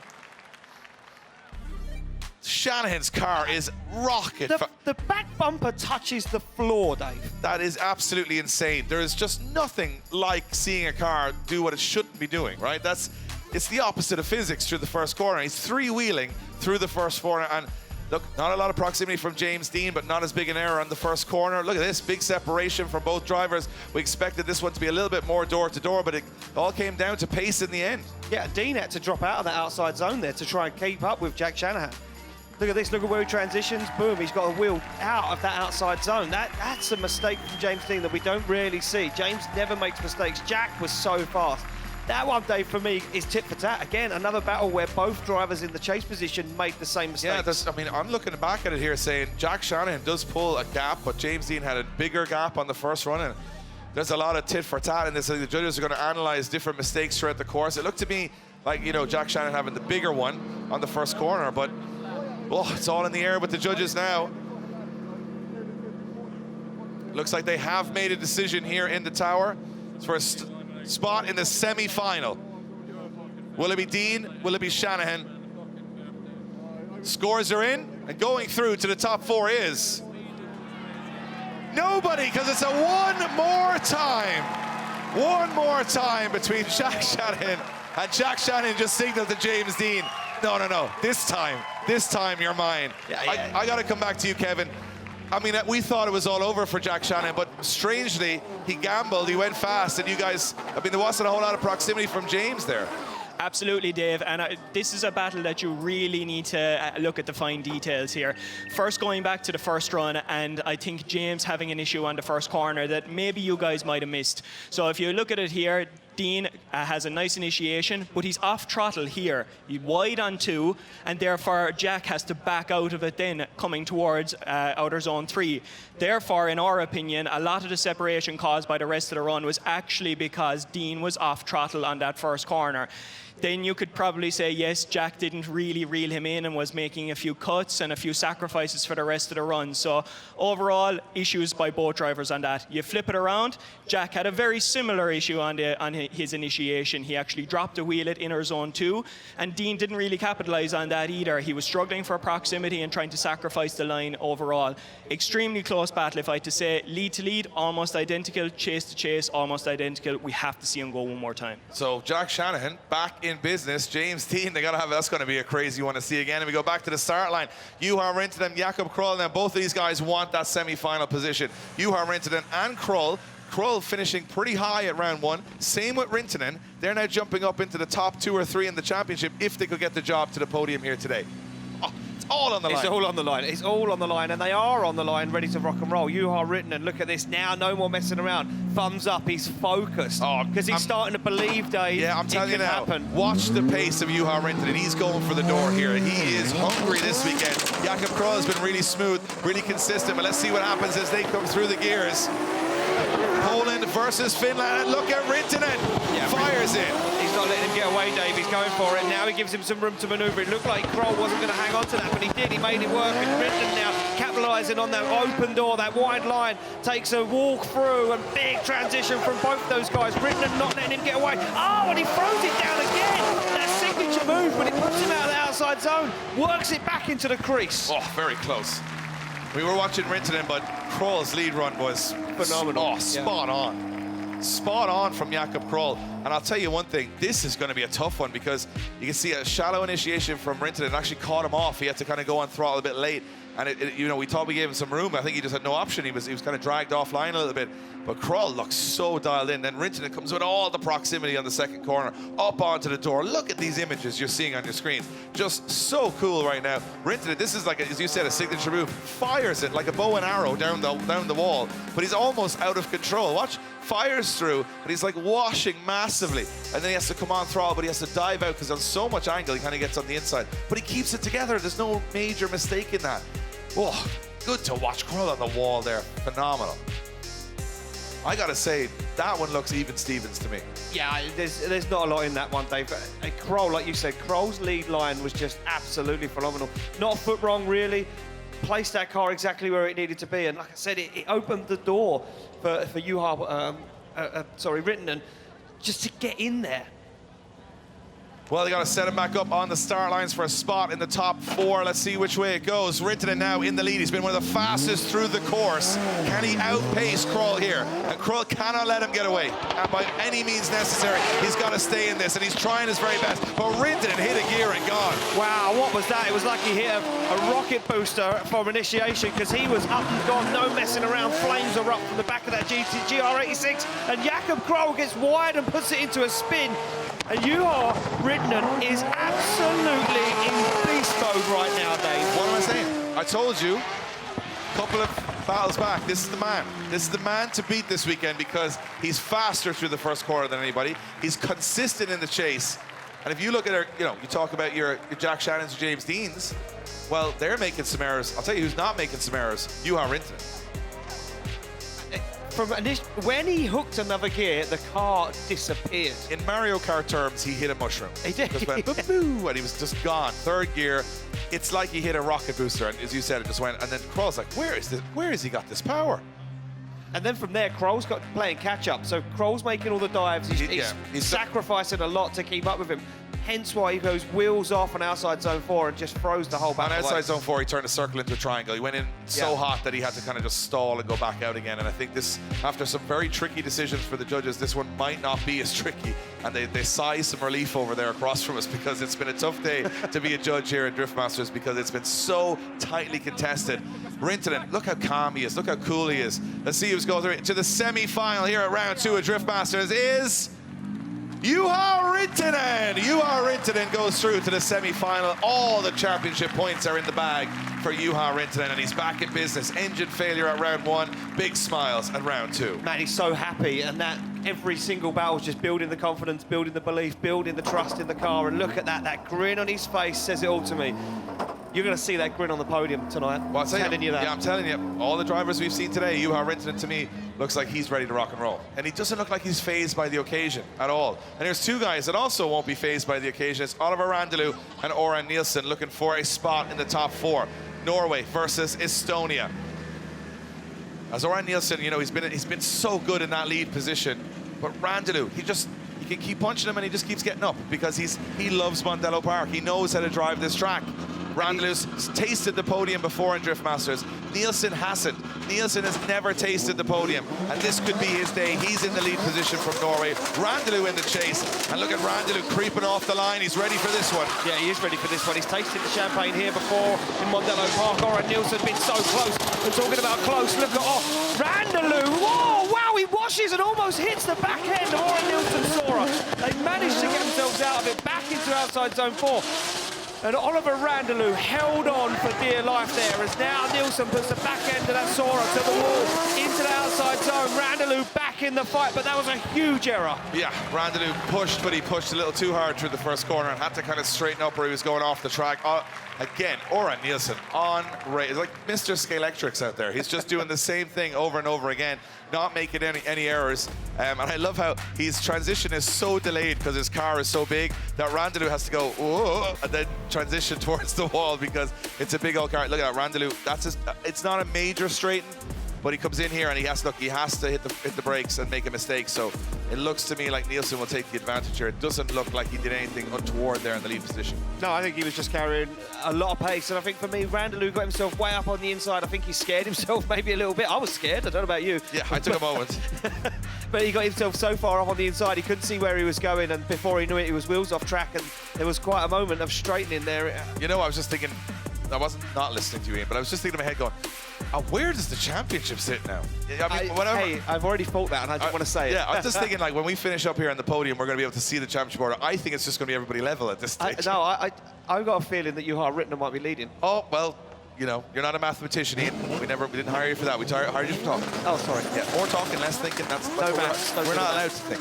So here we go. Estonia against Norway once again now. It looks like Nilsen has the advantage, but can Randalu pull something out of the bag? Yeah, well, he's got a big mistake to rectify, and Orjan Nilsen's giving the room to manoeuvre, and Orjan Nilsen maybe knows he's got a bit of an advantage going into the second half of this battle, but Oliver Randalu trying to do everything he can to drive away, and he's doing a good job so far as Orjan Nilsen looks for the side of that yellow BMW. Wow, that line from Oliver Randalu into the outside zone was impeccable as he finishes up the run. Oh! Almost had a collision after the finish line. To me, it looks like Orjan just didn't have the pace. That's what it looked like. It looked like from the off, Randalu's car was just that bit faster. Now, you can talk about being tentative because of the mistake. I think Orjan Nilsen would have liked to have been a little closer. It didn't look like at any point, even the safer parts of the course, the two big outer zones, he didn't really make a move. And Oliver Randalu doing all he could do. Now, he has got that big error from the first round. That's, I think, probably going to decide the judging decision. Did he do enough? But Nilsen not making any major errors here, but he's not really doing anything proximity-wise either. So maybe a tactic, maybe not, but it looks like he was a little outpaced there. We've got the Estonian fans absolutely screaming in the grandstands, having a great time. They think they're hoping that Oliver Randalu's got this, but Orjan Nilsen has a very, very good lead run under his belt, so the judges are going to have a good look back at everything to see what exactly happened. It is for a space in the final four, and the winner is Orjan Nilsen. Orjan Nilsen goes through to the final four, his first final four in Drift Masters. And I'll tell you what, you can see what it means to that young Norwegian after all of the hardship last year, rolling the car on its roof, smashing it into walls. This is the first weekend where it's all come together. It certainly has, David. Look at him, he is absolutely ecstatic, and he deserved it. It was an incredible lead line, a good chase. I think it was a technical chase. I think he knew he had an advantage going into the second half of the run, and he played it safe. Well, we have Becky down trackside with a man who's finally done it, Becky. He's in the top four. Orjan, you must be absolutely delighted into your first four of Drift Masters. I mean, we've seen everything from you. We've seen crashes, we've seen rolls, and now we see you heading towards that top spot. What is going through your mind right now? Right now, I'm lost for words. I have chills, I'm almost crying, everything. This is just amazing. I mean, we've been in Drift Masters since 2020, and we've been working hard for this, my team, and the car's been through two rolls, and we're here in top four. I'm just super grateful for my partners and team and everything. Yeah, I'm just having a blast. That's amazing. Now, we were watching your car there. Are you feeling that it's got the pace to keep up there? We have more grip to get, so we will get there. Thank you so much, Orjan, and we'll see you in the top four. We can see trying to hold back the emotion there is Orjan Nilsen. And you know, some of these guys have been traveling all over Europe year after year, hardship after hardship. And remember, he's coming from Norway across everywhere in Europe to try and compete. His first ever top four. And you know what? No young man more deserving to get a reward from the 4 years of hardship he's had to deal with. And here he is. He said he's got more grip to put in the car. I can guarantee he's going to find it. But we go back up to the start line to see James Deane and Jack Shanahan. Now this one is getting personal between Shanahan and James Deane. How does it get wilder than the first battle? Well, I'll tell you what, James Deane and Jack Shanahan are up there. They weren't comfortable. Now they're definitely not comfortable. It's going to take a lot to beat the other driver here. Shanahan needs the win for the championship. Deane hasn't won an event in Drift Masters for over a year. It means the world to each of these drivers. They have a point to prove that they are still the best in Europe, but they got to go through each other to prove that point. Well, they get a thumbs up all round, Dave. They look at the light. We get the amber lights. We wait for a green light. Look at this. Shanahan already creeping.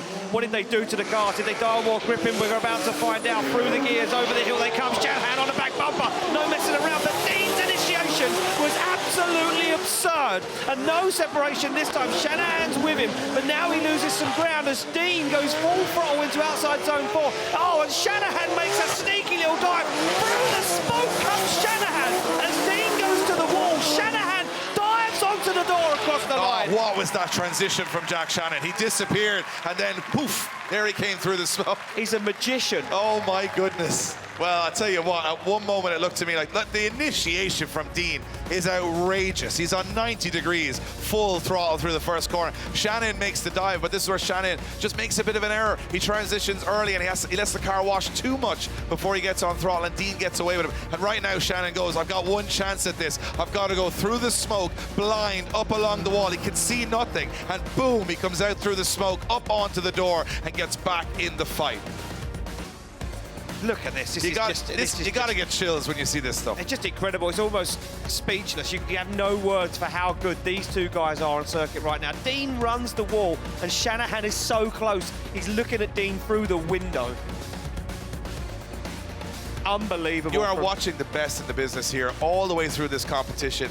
And now Deane is going back up, and his team are saying, look, James, I don't know, you're going to have to do something special here. This guy is not going away. He's not making mistakes. You're going to have to reach down deep, and you're going to have to find something. You want to be the best in the world? Well, you got to prove it right now, because you're going to have to go on the door of your neighbor's car, and you're going to have to risk it, because Deane couldn't catch Shanahan the first time around. He's not going to make the same mistake again. He's certainly not, David. He's already crept off the line now through the gears. And look at this, Deane on the back bumper, almost making contact with the initiation. And Shanahan is 90 degrees on initiation, but he washes off the circuit. He can't hold on to it. He comes back on and he sees James Deane overtake him and take the lead in this one. And James Deane probably gave him a wave and said, I'm sorry, buddy, but that's just how it is sometimes. Well, I'll tell you one thing, Jack Shanahan threw. That was full craziness in that first corner. I don't know what he tried to do. He tried to throw James off with big angle, and James just said, yeah, I don't think that's going to work. James backs off and Shanahan goes off the track, but they threw their cars, their safety, everything at that, and there was no more to give from Jack Shanahan and James Deane in that battle. And I'll tell you what, that was edge of your seat stuff. That was unbelievable. That's the limit. If you want to know how fast you can go around Mondello Park on initiation, that is the limit right there. Well, the crowd love it, and what's not to love? You come here to watch drifting, and you're watching people. You're watching all around the world, and you're watching guys pushing beyond the limits. There's no good drifters anymore. There's no great drifters anymore. There's on the edge, and there's off the edge, and that's all there is in Drift Masters. And it just looks to me like Jack Shanahan just fell off that edge.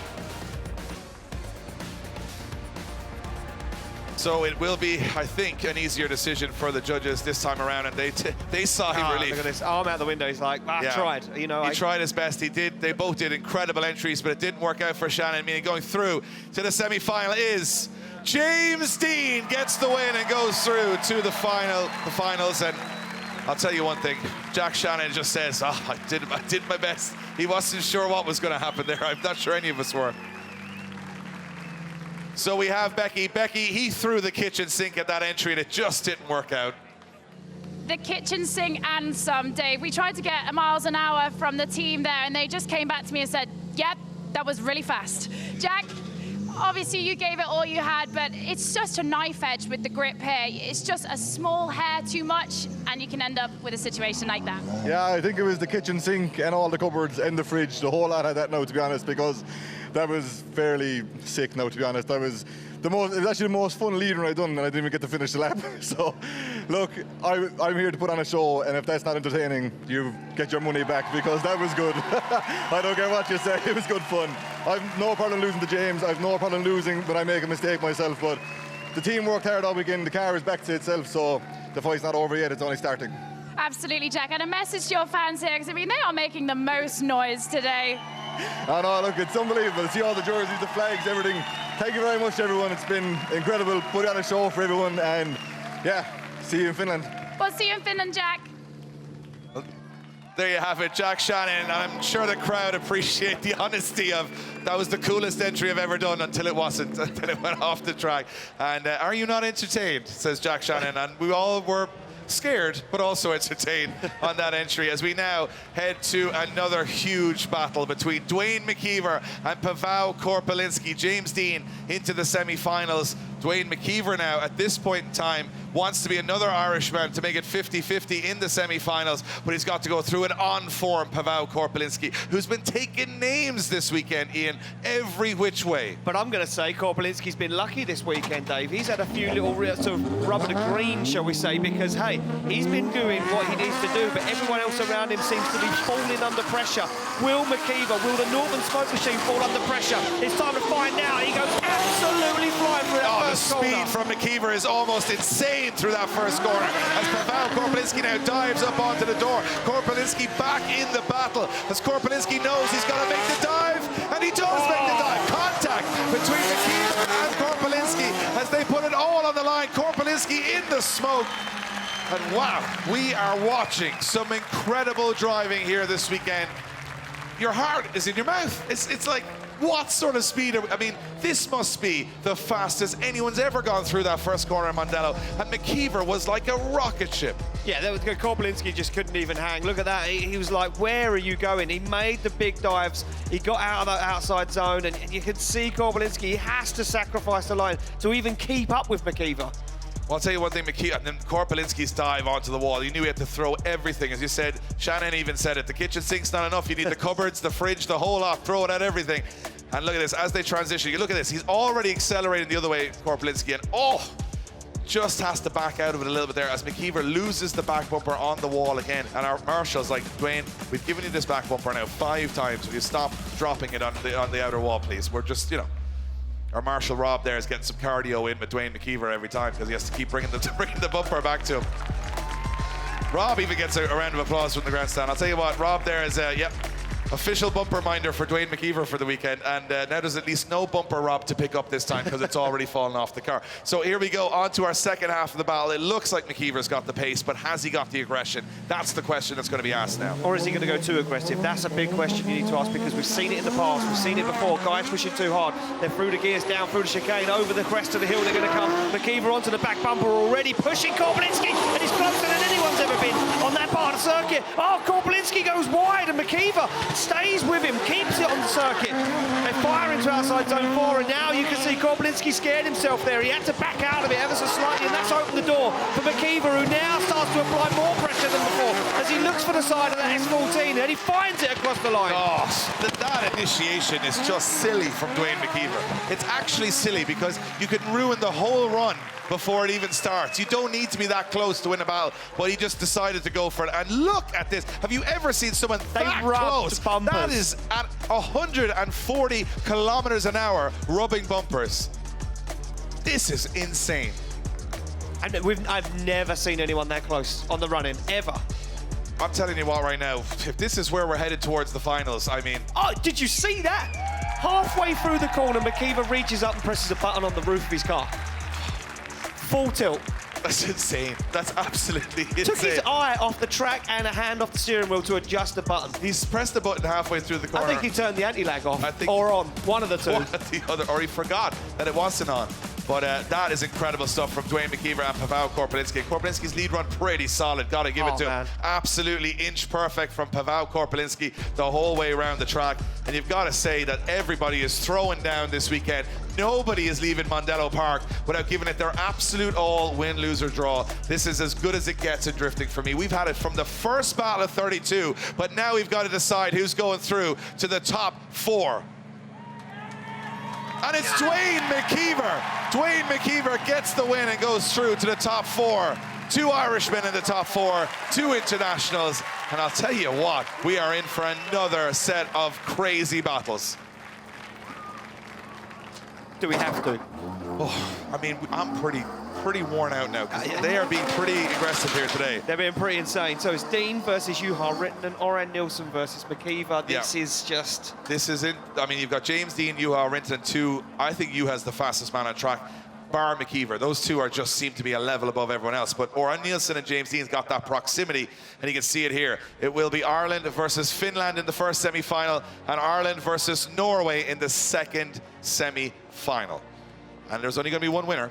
And that's the thing about drifting. Everybody loses except one guy. So it's hard to be happy all the time in drifting, but I think there's a lot of drivers all the way from the 32 to the final that will be very happy with their performance this weekend because nobody went out without a fight. No, and everyone pushed super hard. Lauri Heinonen, yeah, he might be dejected, he might disagree with the judge's decision, but he went down with a fight. He was pushing 110%. Every driver has put everything on the line, including the car, and as Jack Shanahan just said, you throw everything at it, the kitchen sink, the cupboards, the fridge freezer, the whole lot.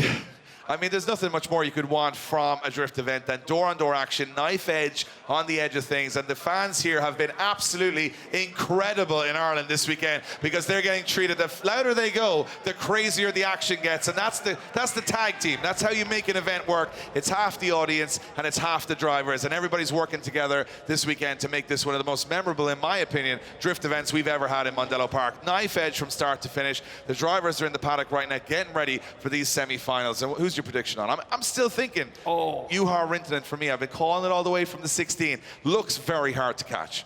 We talking winner here? You want to know my winner? Yeah. Juha Rintanen. I'm just saying, I mean, I'm not putting James Deane down. I don't want to get kicked out of the country because there's a lot of James Deane fans and Duane McKeever fans in the place right now. But I think Juha Rintanen, it just hasn't put a foot wrong. No, and if you look at Deane, he's struggled with the pace of Shanahan, and Rintanen's faster than Shanahan. So this is just, if I'm stacking it up, this is going to have to be James Deane dialing that car up to 15 now at this point, where it's barely wanting to spin wheels. Juha Rintanen, look, he's down there, he's ready to go, he's twiddling his thumbs. He's waiting for James Deane, he's like, come on, let's get this done. Come on, James, we've got a battle to do. Where is he? So Juha Rintanen will wait James Deane, a place in the final up for grabs, and then you've obviously got, this is the great part for a driver, you get to the top 4, you get 2 shots at the podium. So you win, you go to the final. If you lose, you still get 3rd place in the 3rd and 4th place playoff. So you get a little sigh of relief that you get 2 goes for a trophy. And then, of course, there's only going to be one of these guys that doesn't get a trophy, and that's the worst place to be because you've done so much and you went home with nothing. But we're not going to talk about that. We're talking about the trophies. We've got the podium in the center of the paddock here in Mondello Park. It's going to be hopping, I can guarantee you, at the end of this. But will it be an Irishman on top? Will it be a Finn on top? Will it be a Norwegian on top? We're about to find out in the next little while. Juha Rintanen is ready to rock and roll down there, and I'm excited about it. I think this is what it's all been building up to. You know, 49 drivers started this weekend. We've had the rain, we've had the hail, we've had the sun, all the weather conditions. Of course, it's June here in Ireland, so you spin the wheel every morning and you see what you get. But we've had it all, and now here we are, perfect conditions for the last 3 battles. It's what we all dream of in drifting, and 4 drivers that I think right now are in those pit areas and on the track saying, this is my weekend, I'm winning this. They all believe that, though, Dave. They all believe that they are the one that's going to stand on the top step of the podium. And I tell you what, the Irish are out there back in the paddock now saying, we've been on the podium more times than anyone else at this circuit. So why shouldn't we be the ones that win it? Yeah, I think McKeever and Deane have both tasted champagne here in Mondello plenty of times. Orjan, Nilsen and Juha Rintanen have not. So is that little bit of hunger going to make all the difference here? If those guys haven't been on the podium, are they going to be the ones, that little edge, that little bit more hunger? But then you look at the machine, James Deane, and you say, the man just seems to just, you know, always goes to another level. Goes to another level, yeah. He reboots in the pits. They plug him in, they charge him up, and they say, send him out there and let's see what happens. And he's ready to go. I'll tell you what, we are in for the greatest set of finals we've ever had in Drift Masters here in Mondello Park. And you know what? We're ready. The crowd are ready. Let's head to the top 4.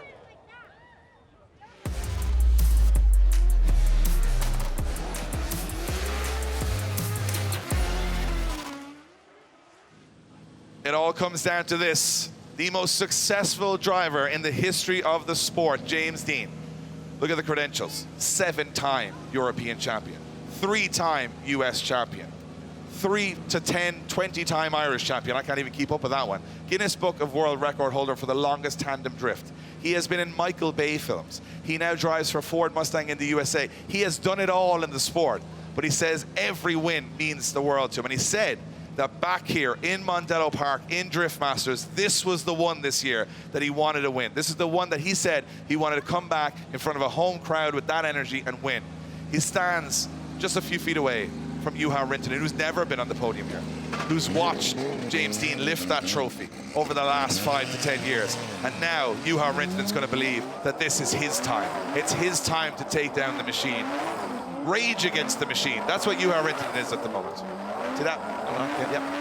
And the thing is, there's no rage from Juha Rintanen. He's literally, He's literally the calmest man, and he's a Finnish guy. There's no rage.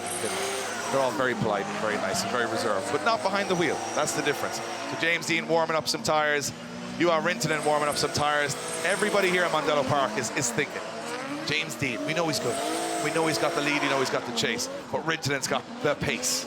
And can Deane chase him down? Deane will lead first, he's the highest qualifier, so Rintanen knows he's got to be on the back bumper. He has got to be an inch away from James Deane on the whole track. One mistake, forget about it. Deane doesn't make mistakes. But this is where Rintanen has to shine. He has to get up a level. He has to go for it. There's nothing to lose here for Juha Rintanen. He's got to go to 110% and trust that Deane is going to get through that first corner. And he's not going to see any of the track but James Deane on that first corner. He's going to be that close. They are ready to go. It is the first semi-final of Drift Masters round 2. The crowd are ready. We're ready. James Deane's ready. Juha Rintanen's ready. We're about to send them off the start line, and Juha Rintanen's taking a big run up at this one. Yeah, he's going to need to take a big run up on there. He knows that James Deane's got the pace. Has he been watching the live stream? Has he been watching the broadcast? Does he know that Deane is going to throw down one of these wild 90-degree entries? Well, he's going to have to go for it. He's going to have to trust his instincts. He's going to have to trust James Deane. They come through the gears. Juha Rintanen looks for the back bumper, but Deane is already on angle and gone, and Rintanen goes for it, but he's in the smoke. Oh! And he puts the car in the grass. It almost rolls over. And Deane is up and gone. Forget about it. That entry from James Deane was absolutely ridiculous. Rintanen tried to copy or emulate, and he just couldn't, because Deane came in at so much pace and so much angle that Rintanen just understeered off the track, and I think he's hit. Yeah, he's D-beated a tire. So he's D-beated a tire, Rintanen, which means there is no 5-minute rules here. So if Rintanen, to me, it looks like is going to be out of competition immediately before we even get a second run here, because Rintanen will not be allowed to continue. And Deane is going to look straight at that car and see that. Watch this. Watch Deane is going to have a look over and say, oh, you can't even see Rintanen. The drone nearly got taken out by the dirt. Oh, it nearly flips the car. Car goes on 2 wheels, Dave. Watch this. Boom. Oh, Rintanen nearly rolled the car there. And they're gone back into the pits. To me, that would seem like... Look at this. Boom. Oh, you can't even see the car from that angle. That was so close to rolling that car. Yeah, you can see the car went up on 2 wheels. We very nearly had a rollover from Juha Rintanen there. And you know what? I'm glad there wasn't, because that was a big hit. It actually sent the car the opposite direction. He hit the ground. It's obviously been digging out that track all weekend with people dropping wheels. It's a hard edge of concrete there. And James Deane, to me right now, if the judges deem that Deane wasn't at fault, now we don't know what the judges are going to say, but it looks to me like it will be... Yeah, getting it in my ears, Dave. James Deane deemed not at fault, not at fault. Juha Rintanen out of competition. He won't make the second run. That means that James Deane is going to the final. James Deane goes through to the final, and that's exactly where James Deane wants to be. He's going to get another run now, where all he has to do is initiate. And if I know James Deane, and I might, this might be a bit of a showy run, because he hasn't got any competitor here, and he's going to the final. We don't know who he's going to take on in the final, but he might just do one for the fans here, because he doesn't. All he has to do is initiate. He likes doing that. He likes having a bit of fun. He likes, yeah. He's a fun guy, whether he's on the track or at the bar. James Deane is always having a good time. And now he's got the pressure off his shoulders. He just has to do whatever. He might even take on the tractor on the track. You never know. He's got options. And the tractor's going the wrong way around the track, so I think we're going to have to call that one off, so it's not going to happen. But this is going to be a fun run for James Deane. He can just put it on for the fans and then prepare for the final. He will go up against either Orjan Nilsen or Duane McKeever. Oh, another big one. Another big one. And now James Deane, look at him. He's celebrating already, because he knows. His silly initiation, which was insane, Juha Rintanen just couldn't figure it out. He was like, how is he going to stay on the track with that much angle? And he did, which is unusual. I'm baffled by the whole thing. I'm baffled of the 90-degree initiation. He did a 90-degree initiation at full throttle, and Rintanen was like, are you insane? What's happening here? And then all of a sudden, Rintanen's like, run out of track. I think, yeah. And it's going to be just a bye run once we clean up all the stones off the track for James Deane. He's going to do it for fun, because all he has to do is initiate and prove that his car is working, and then he goes through. That's kind of how it works. He doesn't have to complete the whole run. But I have a feeling deep down that James Deane's probably just going to put on a crazy run, and you can see, you've got a feel for Juha Rintanen. I mean, we were putting him as a favourite up to this point. It's not over yet for him. Oh, he goes, Dave, you're counting him out. I'm telling you he's out of the competition, but I mean he's out of contention for first or second, because he's not in the final, but he still gets now to repair that car, check it back over again, get it ready to go back out for a 3rd and 4th place playoff. You know what? I was getting excited. And you're right. He has still got a shot at the podium. Still got a shot at the podium. Both rear tyres DB'd from what I can see there. Oh. He took the tyres off quicker than most of the tyre fitters in the paddock, instantaneously. And James Deane is on the start line, and he's going to be given the green light to go and just put in a run. See, he can't reach his door. Yeah, come on, professional, James. Can't close the door. Here we go. All the pressure off. He can drive well, not going to close the doors. So, you know, he can't have it everywhere. James Deane comes off the, he's going for a ridiculous run here. Yeah, here comes James Deane. He's probably going to throw it in backwards to the first corner. Look at this. Big smoky run from James Deane. Throwing it down, celebrating the fact that he is going through to yet another final in Drift Masters. But it's been a while since James Deane has been top step on the podium. He's not top step yet. A 360 in front of the crowd for James Deane. As he fires it towards the wall. The man is just having a blast out there this weekend. He's a wild card at a certain number of events for Drift Masters this year, and he's having a great time. That's the whole point, right? He might do 3 laps, you never know. We're definitely convinced his car mechanically is working for this. So good fun for James Deane. As he comes out front of the grandstand, and he is going to get the decision here to go through to the final.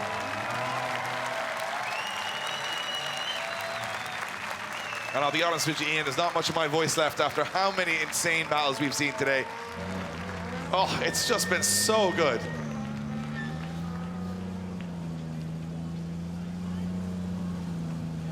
So I'll tell you one thing, we got to go down to on the track. We'll get James Deane out of the car. He's going through to his first final in over a year at Drift Masters, and this will be big smiles from James Deane. Back in front of a home crowd, on form, taking down the best in the business. He's with Becky in front of the grandstand. Becky, James Deane through to the final.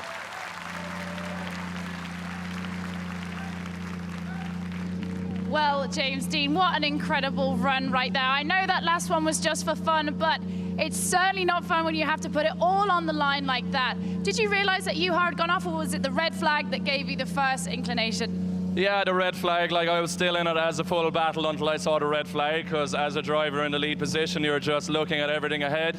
And then it was unfortunate to see Juha in the grass. Like, this first corner is the biggest challenge of this track, and it's getting harder. Even though we do it multiple years, it's getting harder and harder because everyone's going faster and faster. And I've never entered there as quick as we are this weekend. It's insane. And everyone's just putting on an amazing show. It's crazy the level of competition here at Drift Masters. And I'm so pumped to be in the final.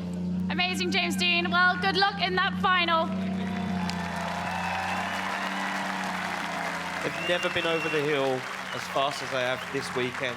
That is a statement. And I'll tell you one thing, we make it official going through to the final is James Deane. And I'll tell you what, we can talk it up. We can give you all this, oh, it's really fast stuff because we're up here sitting watching it. But if the man himself, James Deane, who's been driving this track for probably 20 years, can tell you this has never been as fast, I believe it. And if he says it's insane and that it doesn't make sense... To him. To him? To him. To that man who's done world record drifting, that says a lot. If James Deane thinks it's insane, all of you need to just listen and go, it's insane. It's insane. There's no other way. Now we go to our other semi-final.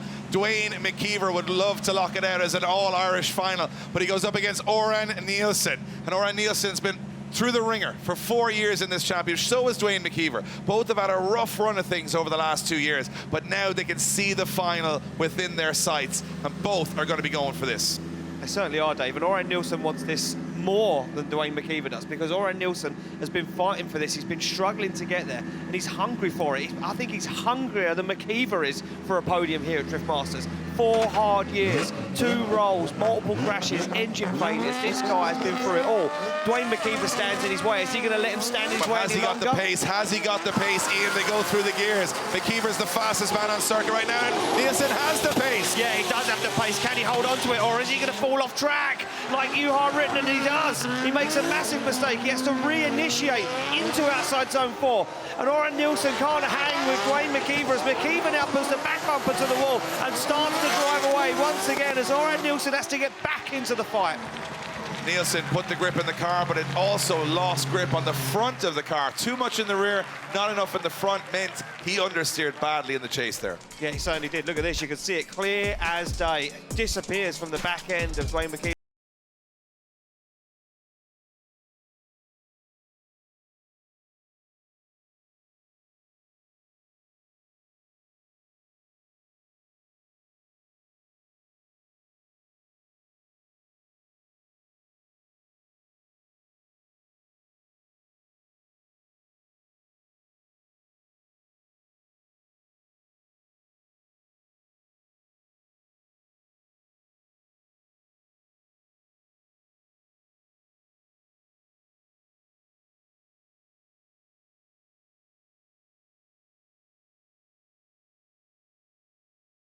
just said he's gone through there the fastest ever.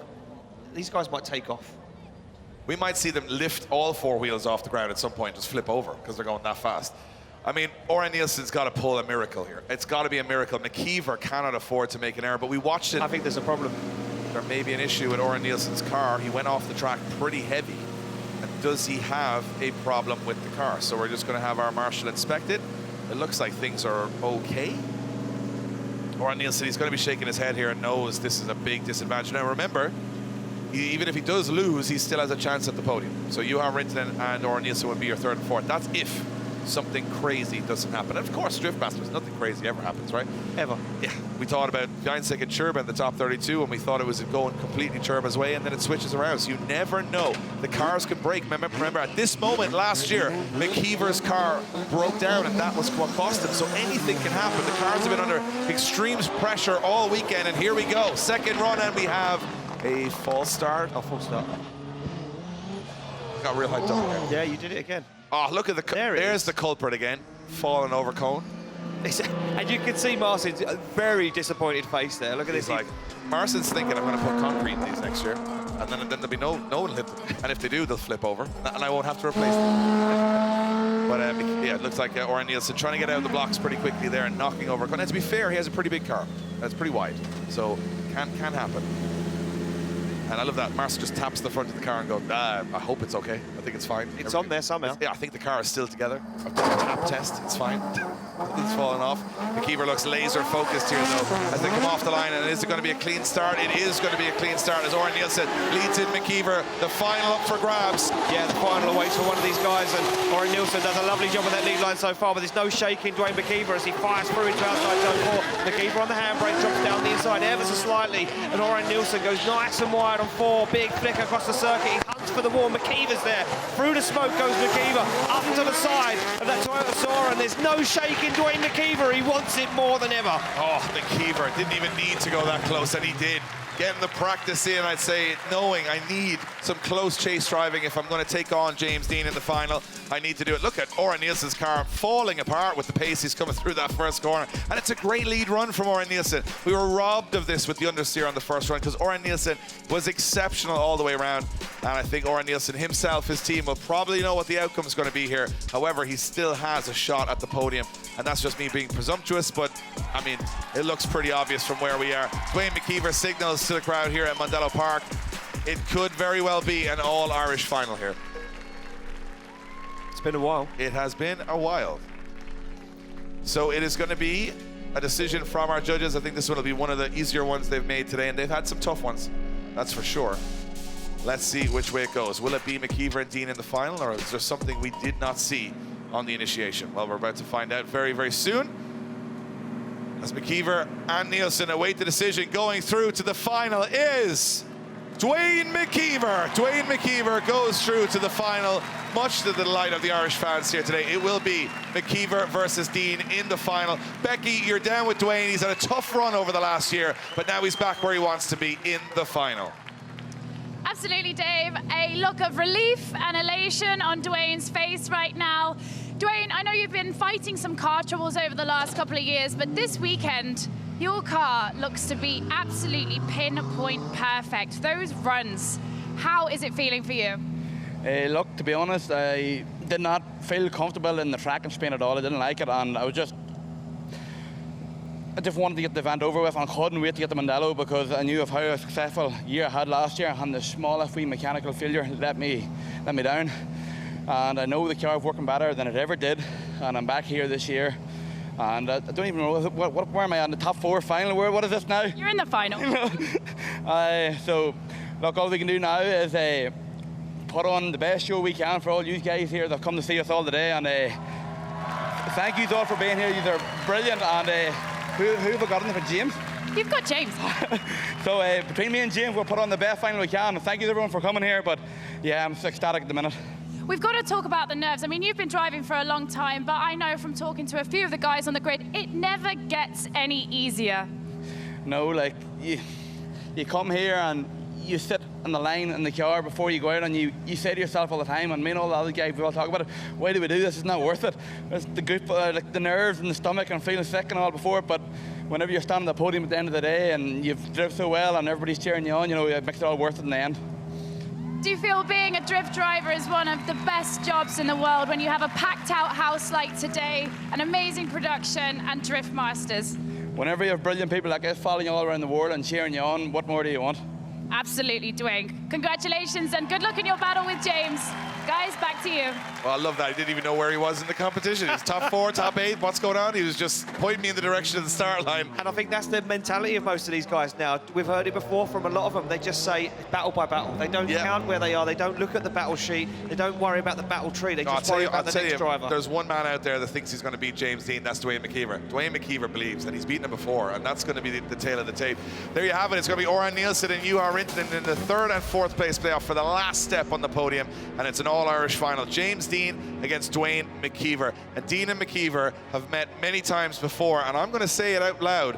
They've had a very split run of things because McKeever has beaten Deane and Deane has beaten McKeever. So both of those guys are going to feel like they have what it takes to win here today. I mean, yeah, they both have what it takes to win. For me, this is going to come down to who makes the lesser mistakes. Can they get it together? Can they make that initiation hold on? As we see Juha Rintanen's car down in the paddock getting repaired. So we are waiting for Juha Rintanen to get that car ready. He will be up first against Orjan Nilsen in that 3rd and 4th place playoff. And the team, well, they look confident. They're still happy, Dave. There's still a little bit of a good vibe down there. There is, and I'll tell you what, there's probably a little bit more damage than we think on that car from the heavy hit going up on 2 wheels from Juha Rintanen out of zone 3. So as far as I'm concerned, they would have checked through everything on the suspension, made sure everything is A-OK. And we don't see, I think Juha's taking a little walk away here just to steady the nerves, get himself focused, get back in the car. Nilsen will have to do the same, both going off the track in the same position. We're going to have to tidy it up. Orjan Nilsen's car, it's been through the wars, but this is one of the cleanest finishes to a round I've ever seen Orjan Nilsen's car. He must be feeling confident. Yeah, he must be, Dave. And look, he's still happy. This is the highest finish he's ever had. He's still happy, and he's still a shot at the podium. You can't count him out of it yet. No, and I'm thinking Orjan Nilsen's never made it to top 4, but you want the trophy. You want to get 3rd step on the podium, because then you're up on the podium, you're in the photos, you're getting all the fans behind you, and Orjan Nilsen has to go through a very tough competitor in Juha Rintanen. Rintanen, he is, I'm just thinking, probably way up the order in terms of the championship, so that 3rd over 4th will make a massive difference to him. It certainly will do. It will make a massive difference, especially for the fight for the championship. Remember, last year he didn't do it. He got so close to winning that championship, and at the last hurdle he fell. He went into the last round in the mix that he could have won the championship, and he didn't. So now, 2 rounds in, this could be a big result for him if he takes 3rd step. Oh, I love this championship. I can't wait. I'm more excited to see the championship order after this. Yeah, it's going to be very mixed up. And Orjan Nilsen now right back in the mix as he leaves his pit area, and all his team give him the last words of encouragement as he heads back out for the last 2 runs for him of the day. And it's Nilsen versus Rintanen. And I'll tell you what, there's going to be no holds barred here. To lose. Plenty of time now to fix the cars before we head to Finland for round 3. The Power Park awaits, Dave. That track is deadly. I'll tell you one thing, that track is going to be a real separator. But think about it. We've had a bunch of characters do really well at Spain. It all switches around for round 2. What's going to happen at round 3? Well, we don't know what's going to happen at round 3 in a couple of weeks, but we do have to decide here today. That means that we have got to go to the finals.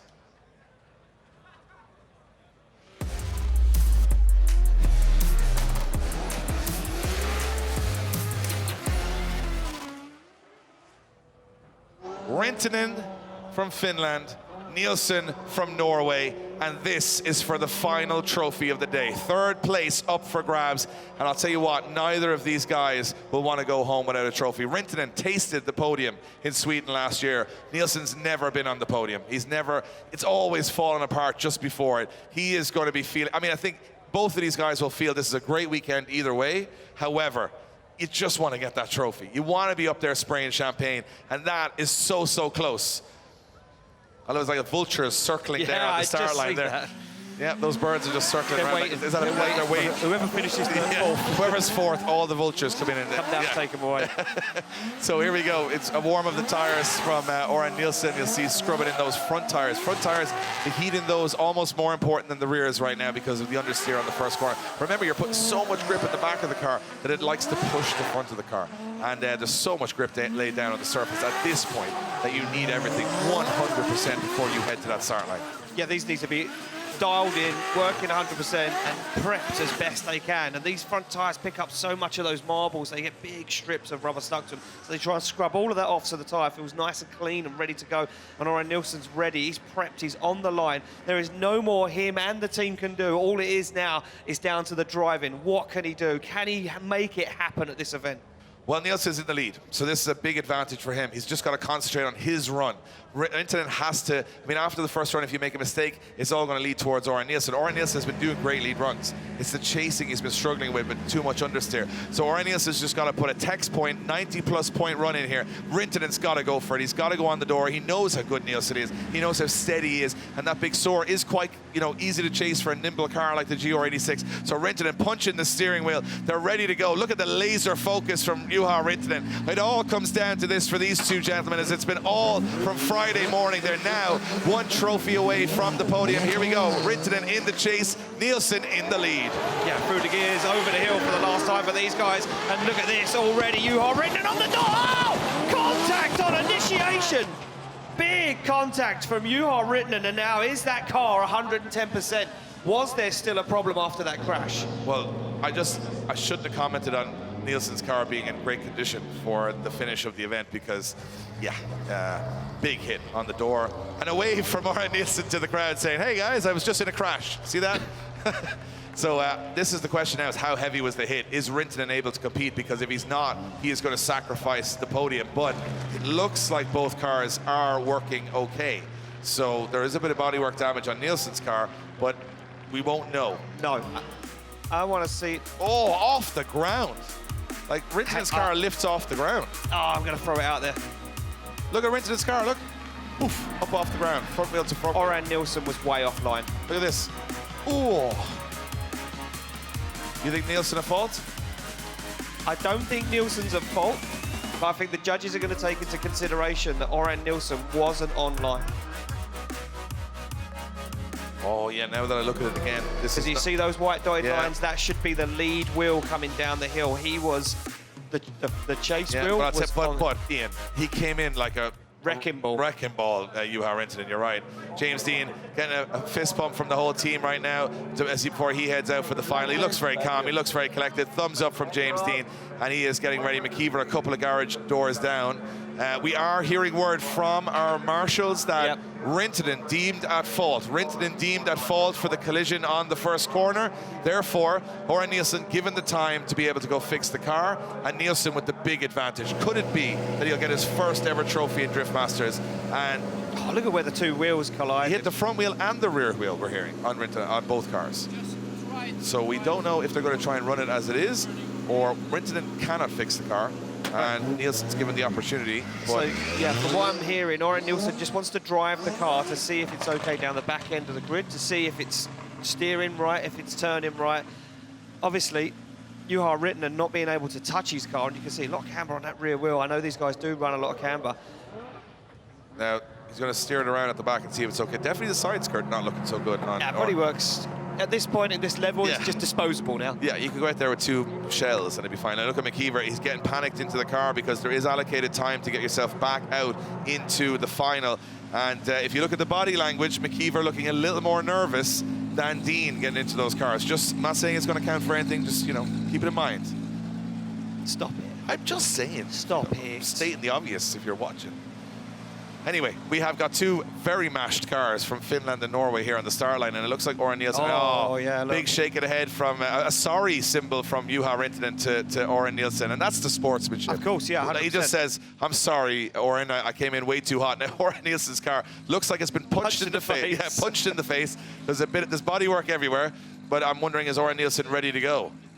So I just heard it in my ears, Dave, rushed over the radio. Orjan Nilsen does request a 10-minute competition timeout. He does want the team to look over that car. And you know what? He's fully right to. He has that, right to take that competition timeout to look at the car. Now, Orjan Nilsen will want this car 100% going into that first corner. And the bodywork's battered. The car just doesn't look right. Yeah, I mean, for me, that bodywork can get stuck in the tires and the wheels and everything. So you just have to make sure everything. I mean, he's the closest he'll ever have been to getting a trophy in Drift Masters. And, he has the advantage. And he's allowed to take 10 minutes. So he's going to take it.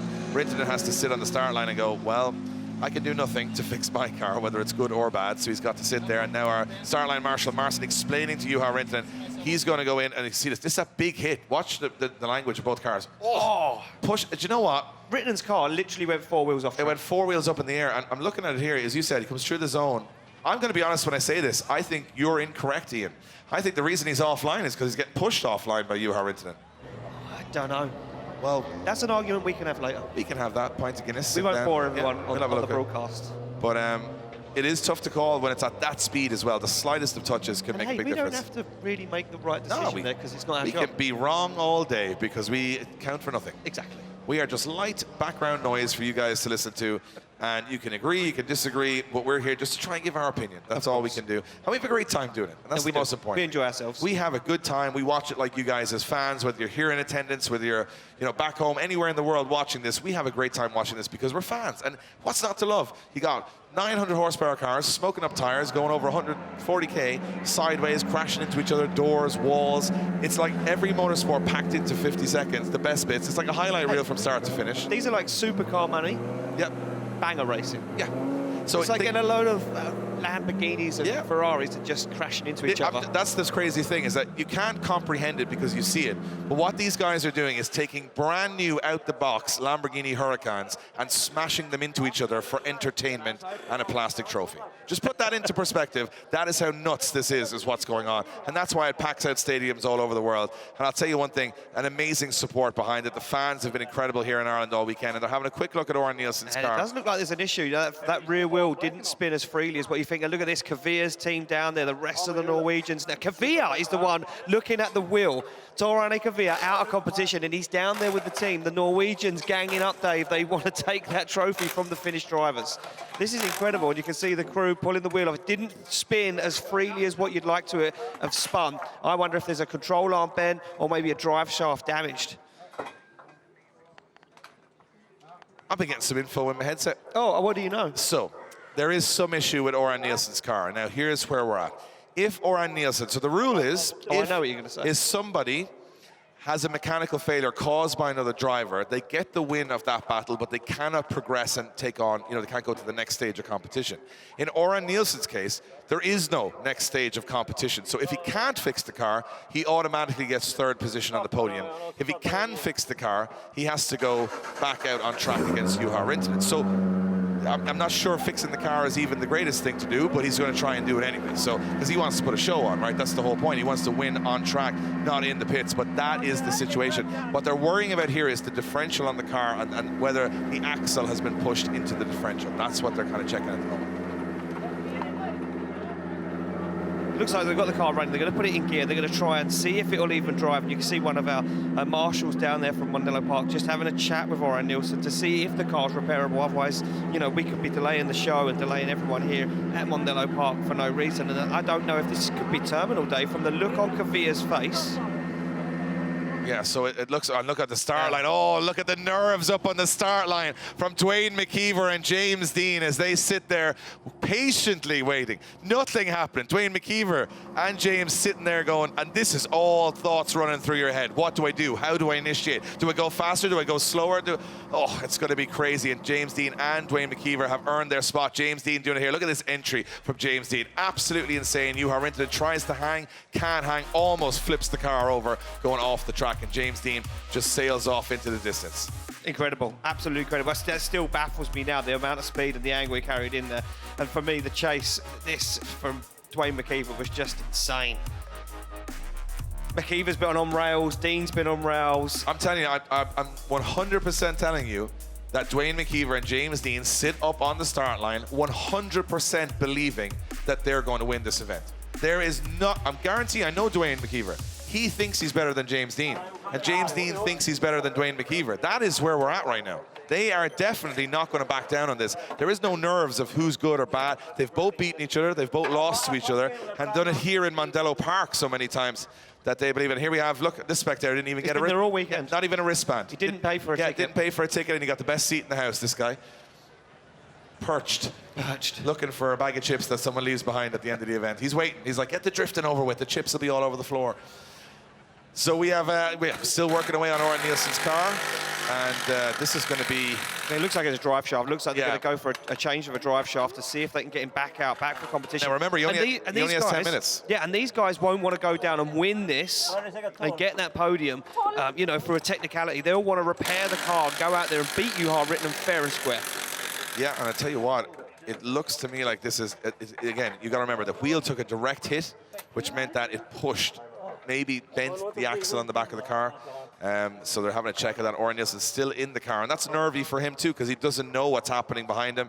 He's being informed by his team, but he's thinking, oh, I could be third, I could be fourth. Will I be third? Will I be fourth? I really want a trophy. I really want one. I think because it sits... He's already took third. Well, that's what, but if he goes back out and then goes off the track, it's a one more time. For him, he doesn't know. He doesn't know. For him, he doesn't know. We know that. We know. Everybody here in Mondello knows that. Everyone at home knows that, but he doesn't know that. Maybe someone should tell him that. No, drama's better. So what we'll do here is we'll wait and see what happens. But again, remember, he goes back out against Juha Rintanen, and if he puts four wheels off the track because of a mechanical failure or shuts down, then it would be a one more time. So just think of that. You didn't think of that, did Why you? did you just... No, I'm just saying you didn't think of that. No, so if he goes back out and something happens with the mechanicals I of the didn't want car, to think about it. Yeah, I'm just saying there's a lot of chess pieces at play here. And then you just come along and got the chess pieces and threw them all up. I just flipped the table, flipped the chessboard upside down and said, I don't know what's going on. So we have got clock ticking on Orjan Nilsen and his team. Everyone's under that car to try and repair it now, because they don't have to, but they want to. They want to win it on the track, not in the pits. And that's the amazing thing about drifting. I mean, they want to win it the most sportsman way they can when they could easily just do nothing and win the event or win third place anyway. What is wrong with drift people?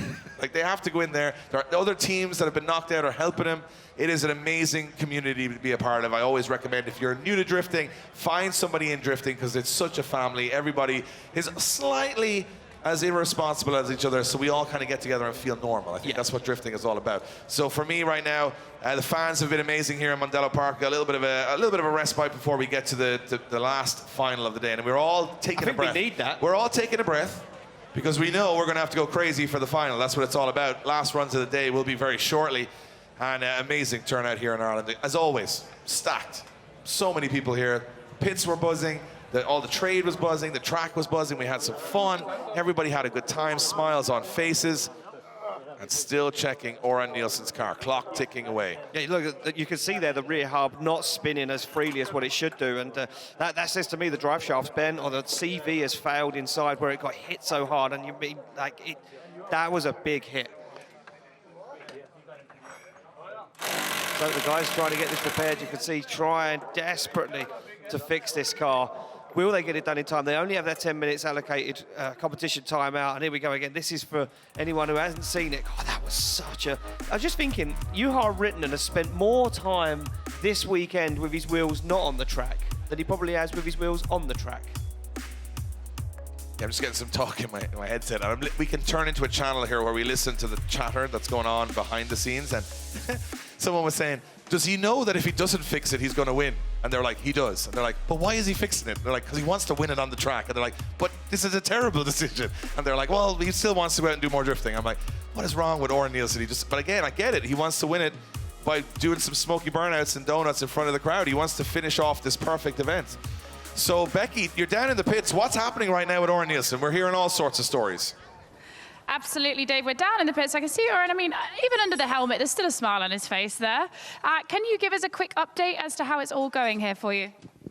So my team is currently working hard on the car. I know that Juha is really quick, so I pushed all I had up to the initiation and did a big flick, as I love to do.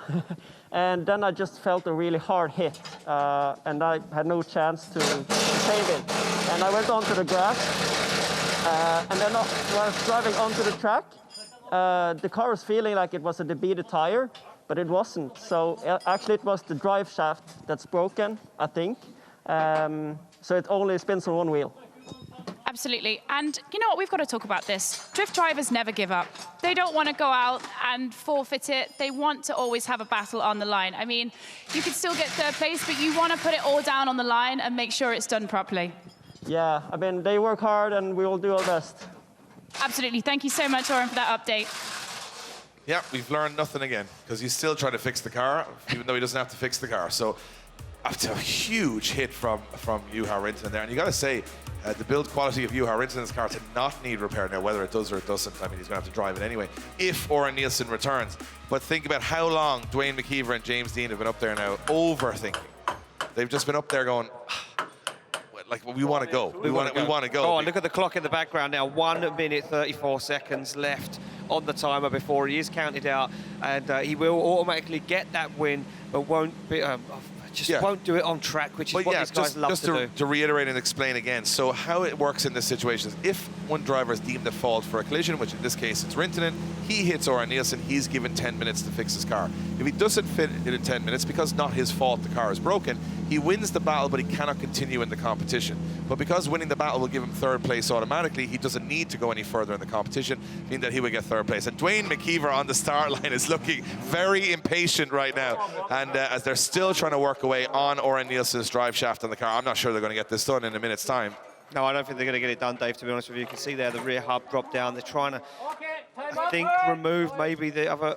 they've just called time, I do believe. Yeah, look at that. Time called on Orjan Nilsen's team. Guys, give them a round of applause because they could not get that car back out. But you will see Orjan Nilsen on the podium because he will take third position.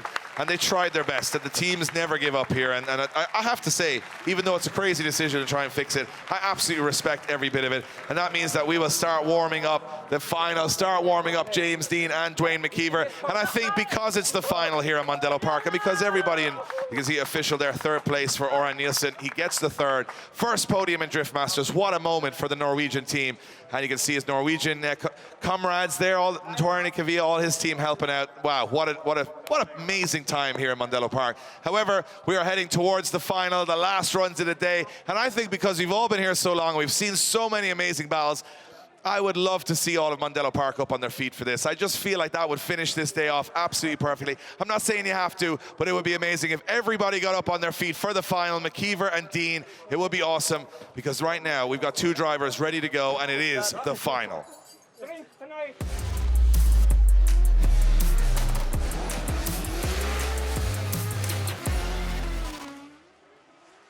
So they stand on the start line, McKeever and Deane. We've got one grandstand up. We might be able to get the other two up on their feet as well. It is the final in Mondello. McKeever versus Deane. Best v the best. Orby versus 2JZ. Northern Ireland versus Southern Ireland. The Northern Smoke Machine versus the Machine. And we are about to send these boys in over the hill. McKeever believes he's the best here today. Deane believes he's the best here today. And they've gone tooth and nail for over 10 years in these parts. And they are ready to go to top step on the podium. The final of Drift Masters round 2. Here we go. Through the gears goes James Deane, no messing around. But look at this from Duane McKeever on the back bumper. But that huge initiation from James Deane throws McKeever off. As now Deane starts to set the track alight. He's absolutely flying. James Deane into that zone. Something's broken. McKeever is broken down. Something happened, Duane McKeever. And I cannot believe 2 years in a row this would be a mechanical failure for Duane McKeever, but something went wrong for McKeever. Now, have a look at the initiation from Deane. You can see McKeever is absolutely furious in the car. Something went wrong. And I was just about to say, watch Deane on initiation. Misses the inner zone 2 completely and goes wide. So not the perfect line from James Deane. McKeever would still have been in the fight, but something happened as they switched direction for Duane McKeever. And again, 2 years in a row, it looks like McKeever has issues. Yeah, I'm desperate to see the onboard of this, Dave, and find out exactly what happened to McKeever's car. Deane was absolutely up and gone, and look at this. McKeever, you can see, oh, the car jumps out of gear. He's lost the transmission from what I can see, Dave, there at that point. He goes to slot it in gear, the car jumps straight back out of gear. Amazing. On Red Bull TV, we can see these replays because we know what happened. He's in third gear and boom, you see the shifter fly back and it goes into neutral and he can't get it back. And now, is he going to try and run with a different gear? I think, surely not. But it is Duane McKeever after all. There is a possibility that the brain has been left back in the garage area. And yes, he is back on the start line. Duane McKeever went back to the start line. He doesn't even have a full transmission. He's got a bucket of bolts there and he's like looking for change in his pocket trying to find a gear. Yeah, he lost a fourth gear. Fourth gear is out of the gearbox. There isn't a fourth gear anymore. It got deleted. He's going to still try to run the track in third and fifth. So he's going to try and do fifth gear on entry, which is... This is going to be dangerous. This is going to be tricky. McKeever, I know he's got over 900 horsepower. Put that car in fifth gear. He's got a short shift from third to fifth, and then tear it in fifth gear to be still in this battle. What's Deane going to do with that? He has to have an answer. He has to have an answer. He's been going in super fast all day. Can that car handle fifth gear? Can the tyres hold on to the track in fifth gear? We could have a big crash here if that car hooks up and does not go around that corner. McKeever willing to risk the car to get himself back into this, because if he goes in fifth and it doesn't spin the wheels, he is going like an arrow into that barrier, and that's what's going to happen here if he doesn't. I don't know what he's going to do. He's going to have to put a foot through the headlight to make that thing spin in fifth gear. This is going to be risky, but he's going for it anyway. McKeever comes off the line. Deane in the chase. Last runs of the weekend. Oh, and here he goes. Look at this through the gears. Oh, Deane all over the back bumper, and he holds on to it. And it actually works for him, but he's gone a little wide. Deane holds on. Deane looks for the transition, waits for McKeever to set himself in outside zone 4. And now Deane starts to apply the pressure. Through the smoke comes James Deane as McKeever hammers the rev limiter in third gear all the way around and across the line. Oh, he did everything he could. That is the bravest thing I've seen from Duane McKeever, to go in there in the wrong gear and make it work. You've got to say that is... And Duane McKeever was one gear away from giving James Deane the run of his life, but it might not be enough. A shutdown on the first run. And I'll tell you what, James Deane and Duane McKeever are absolutely sending it in front of the grandstand here. Yeah, they are absolutely blowing the tyres off the back of these cars. What a day, Dave. These guys have drove the wheels off these cars. Look at this from McKeever. No messing around. He didn't end up going for fifth. He stayed in third. He said, I'm just going to see what I've got in third gear. Look, him holding it in gear because he knows it's going to pop out of third gear. He tries to go for fifth. He does get it into fifth. I tell you what, he holds the gear in. The one-handed Duane McKeever just did the final with one hand with the gear held in place. This is absolutely insane. And Ireland, I'll tell you one thing they know, and Duane McKeever's even overheated the car completely. They have thrown everything at that final. And I'll tell you what, that is bravery of the highest. And the Irish putting on an amazing show for the Irish here in Mondello Park. And I'll tell you what, that was not the perfect final, but it showed the character of the drivers on the track. It showed the determination, David. It'll just go to show you what these guys will do to win a Drift Masters event. And the answer is absolutely anything. Everything. Hold the car in gear if you're Duane McKeever. James Deane returns to Drift Masters, and it may be a great return for the machine this weekend. 1 and 2 will be for the Irish here this weekend. Third will be for Norway, but we have to confirm with the judges which way it goes. And remember, everybody, head towards the center of Mondello. That's where the podium is, in the middle of the paddock, and we want you guys to all join us down there for the celebrations. McKeever goes, that car is, I would say, starting to go on fire on the start. It's just been drama from the off. James Deane has a little panic looking for a fire extinguisher, and it looks like Duane McKeever's car is absolutely roasting there. And I'll tell you what, it's been drama from the off. They couldn't have given absolutely any more for entertainment's sake this weekend. Every driver on the grid, all 49, did absolutely everything they could to bring Drift Masters, you know, an amazing event. And I've never had so many goosebumps over a top 32 to the final. This is where it's at in European drifting and world drifting, and the 23 nations represented. But in the end, it was Ireland that came out on top in their home track, and of course with the hometown advantage, the home crowd, and will it be the win he's been searching for a year? It is James Deane gets the win, and James Deane is your winner. James Deane back on top in Ireland. We'll take all 3 drivers down to the podium inside the paddock, and we'll congratulate each one because it's been a wild weekend, Ian. All right, it's been insane, Dave, and we've been treated to Hot weather today, incredible driving and incredible fans in Mondello Park. Well, Becky is down trackside with our finalists, and it wasn't anything but easy for James Deane today, Becky, but he's done it. He's top of the podium again.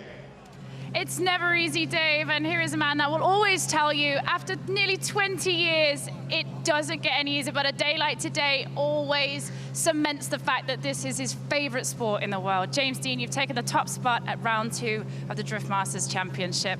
What is going through your mind right now? Ireland, thank you so much. Thank you all so much. What a day. Should I be holding this? Yeah, I'm absolutely delighted. The team worked so hard. It's great to have my family here with me. Dad, happy Father's Day. I'm so glad that my dad is here. All my family, all my friends, and driving in front of a home crowd to win a Drift Masters event after a few years. I'm super pumped. It wasn't easy, very difficult, but we gave it our best. Absolutely, James. And you know what? I always think to myself, like, you guys put everything into this, your heart, your soul, your lives, and it's days like this that really make it count. Yeah, it's unbelievable. I don't even know what to say, you know. This year, you know, we've had a difficult few years, just challenges and the sport changing, and, you know, we were on the back foot a little bit, but going into this year, both in the US and here in Europe, we just did a lot of work at home, and yeah, I feel kind of back to my old self, and a few good results gives me good confidence, and yeah, I just want to do my family, friends, team, partners, and fans proud. I love drifting, and this sport is only getting bigger and better, and I'm so honored to be a part of it. Last question, will we see you in Finland? This is the question now. Oh my God, I need to sleep. I would love to. I would love to. It's a crazy, like, this is my 4th event in a row, I think, and we're going to Formula Drift, New Jersey tomorrow. So Finland, maybe. I'll decide maybe after FT.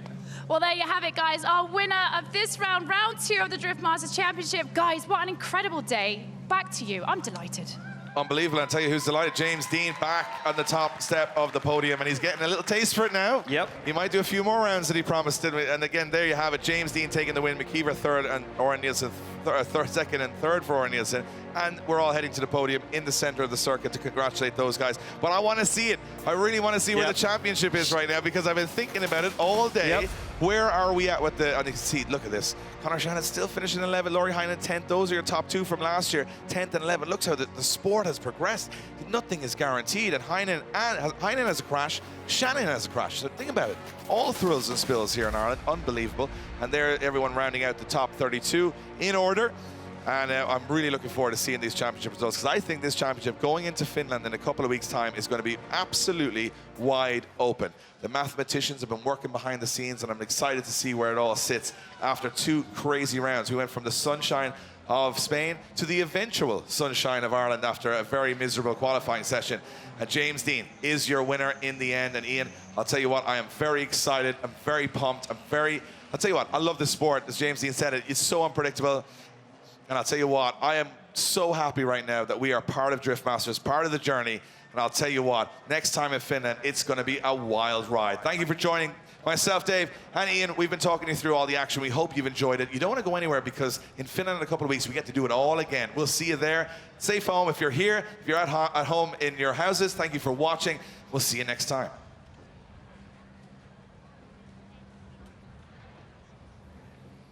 Well, there you have it, guys. What an incredible weekend here in Ireland. A big, big thank you to our kings of the commentary box, Dave and Ian. They have been absolutely raising the roof for all of you guys that are here and at home. We've had a wonderful time here live on Red Bull TV. Make sure you join us in a couple of weeks at the Power Park in Finland. The standings as we look at the back of this event. In 1st place, we have Lauri Heinonen. In 2nd place, Duane McKeever. In 3rd, Kevin Pesur. 4, Orjan Nilsen climbing up the ladder there. 5, James as a wild card has come in and he's sitting in 5th. 6, Jakub. 7, Adam Zalewski. And 8, Benedictus Chirba. So we're going to take a quick look to our calendar now. Obviously, we've had our first 2 rounds of Valencia. We've just had this amazing weekend here in Ireland, but it's round 3 where everyone's eyes are looking to next. July 5th and 6th, we will be heading to the Power Park in Finland, followed by Riga just a few short weeks later, then round 5 in a brand new track in Hungary, and then round 6. It's the big one. It's the stadium filler, 53,000 people, and we are going to be having an amazing time in Poland. So this is a quick look for you guys at what is to come in Finland. The Finnish fans have been raising the roof for us. We have got such an amazing following with these people here. You know, I can't wait for this one. Finland is going to be an absolute banger, and you're not going to want to miss this. So make sure you do join us. We will be live on Red Bull TV, as I said. My name's Becky Evans. I've had an amazing weekend, bringing you all the action and stories from the Drift Masters Championship. Thank you so much, and we'll see you in just a few short weeks. Take care.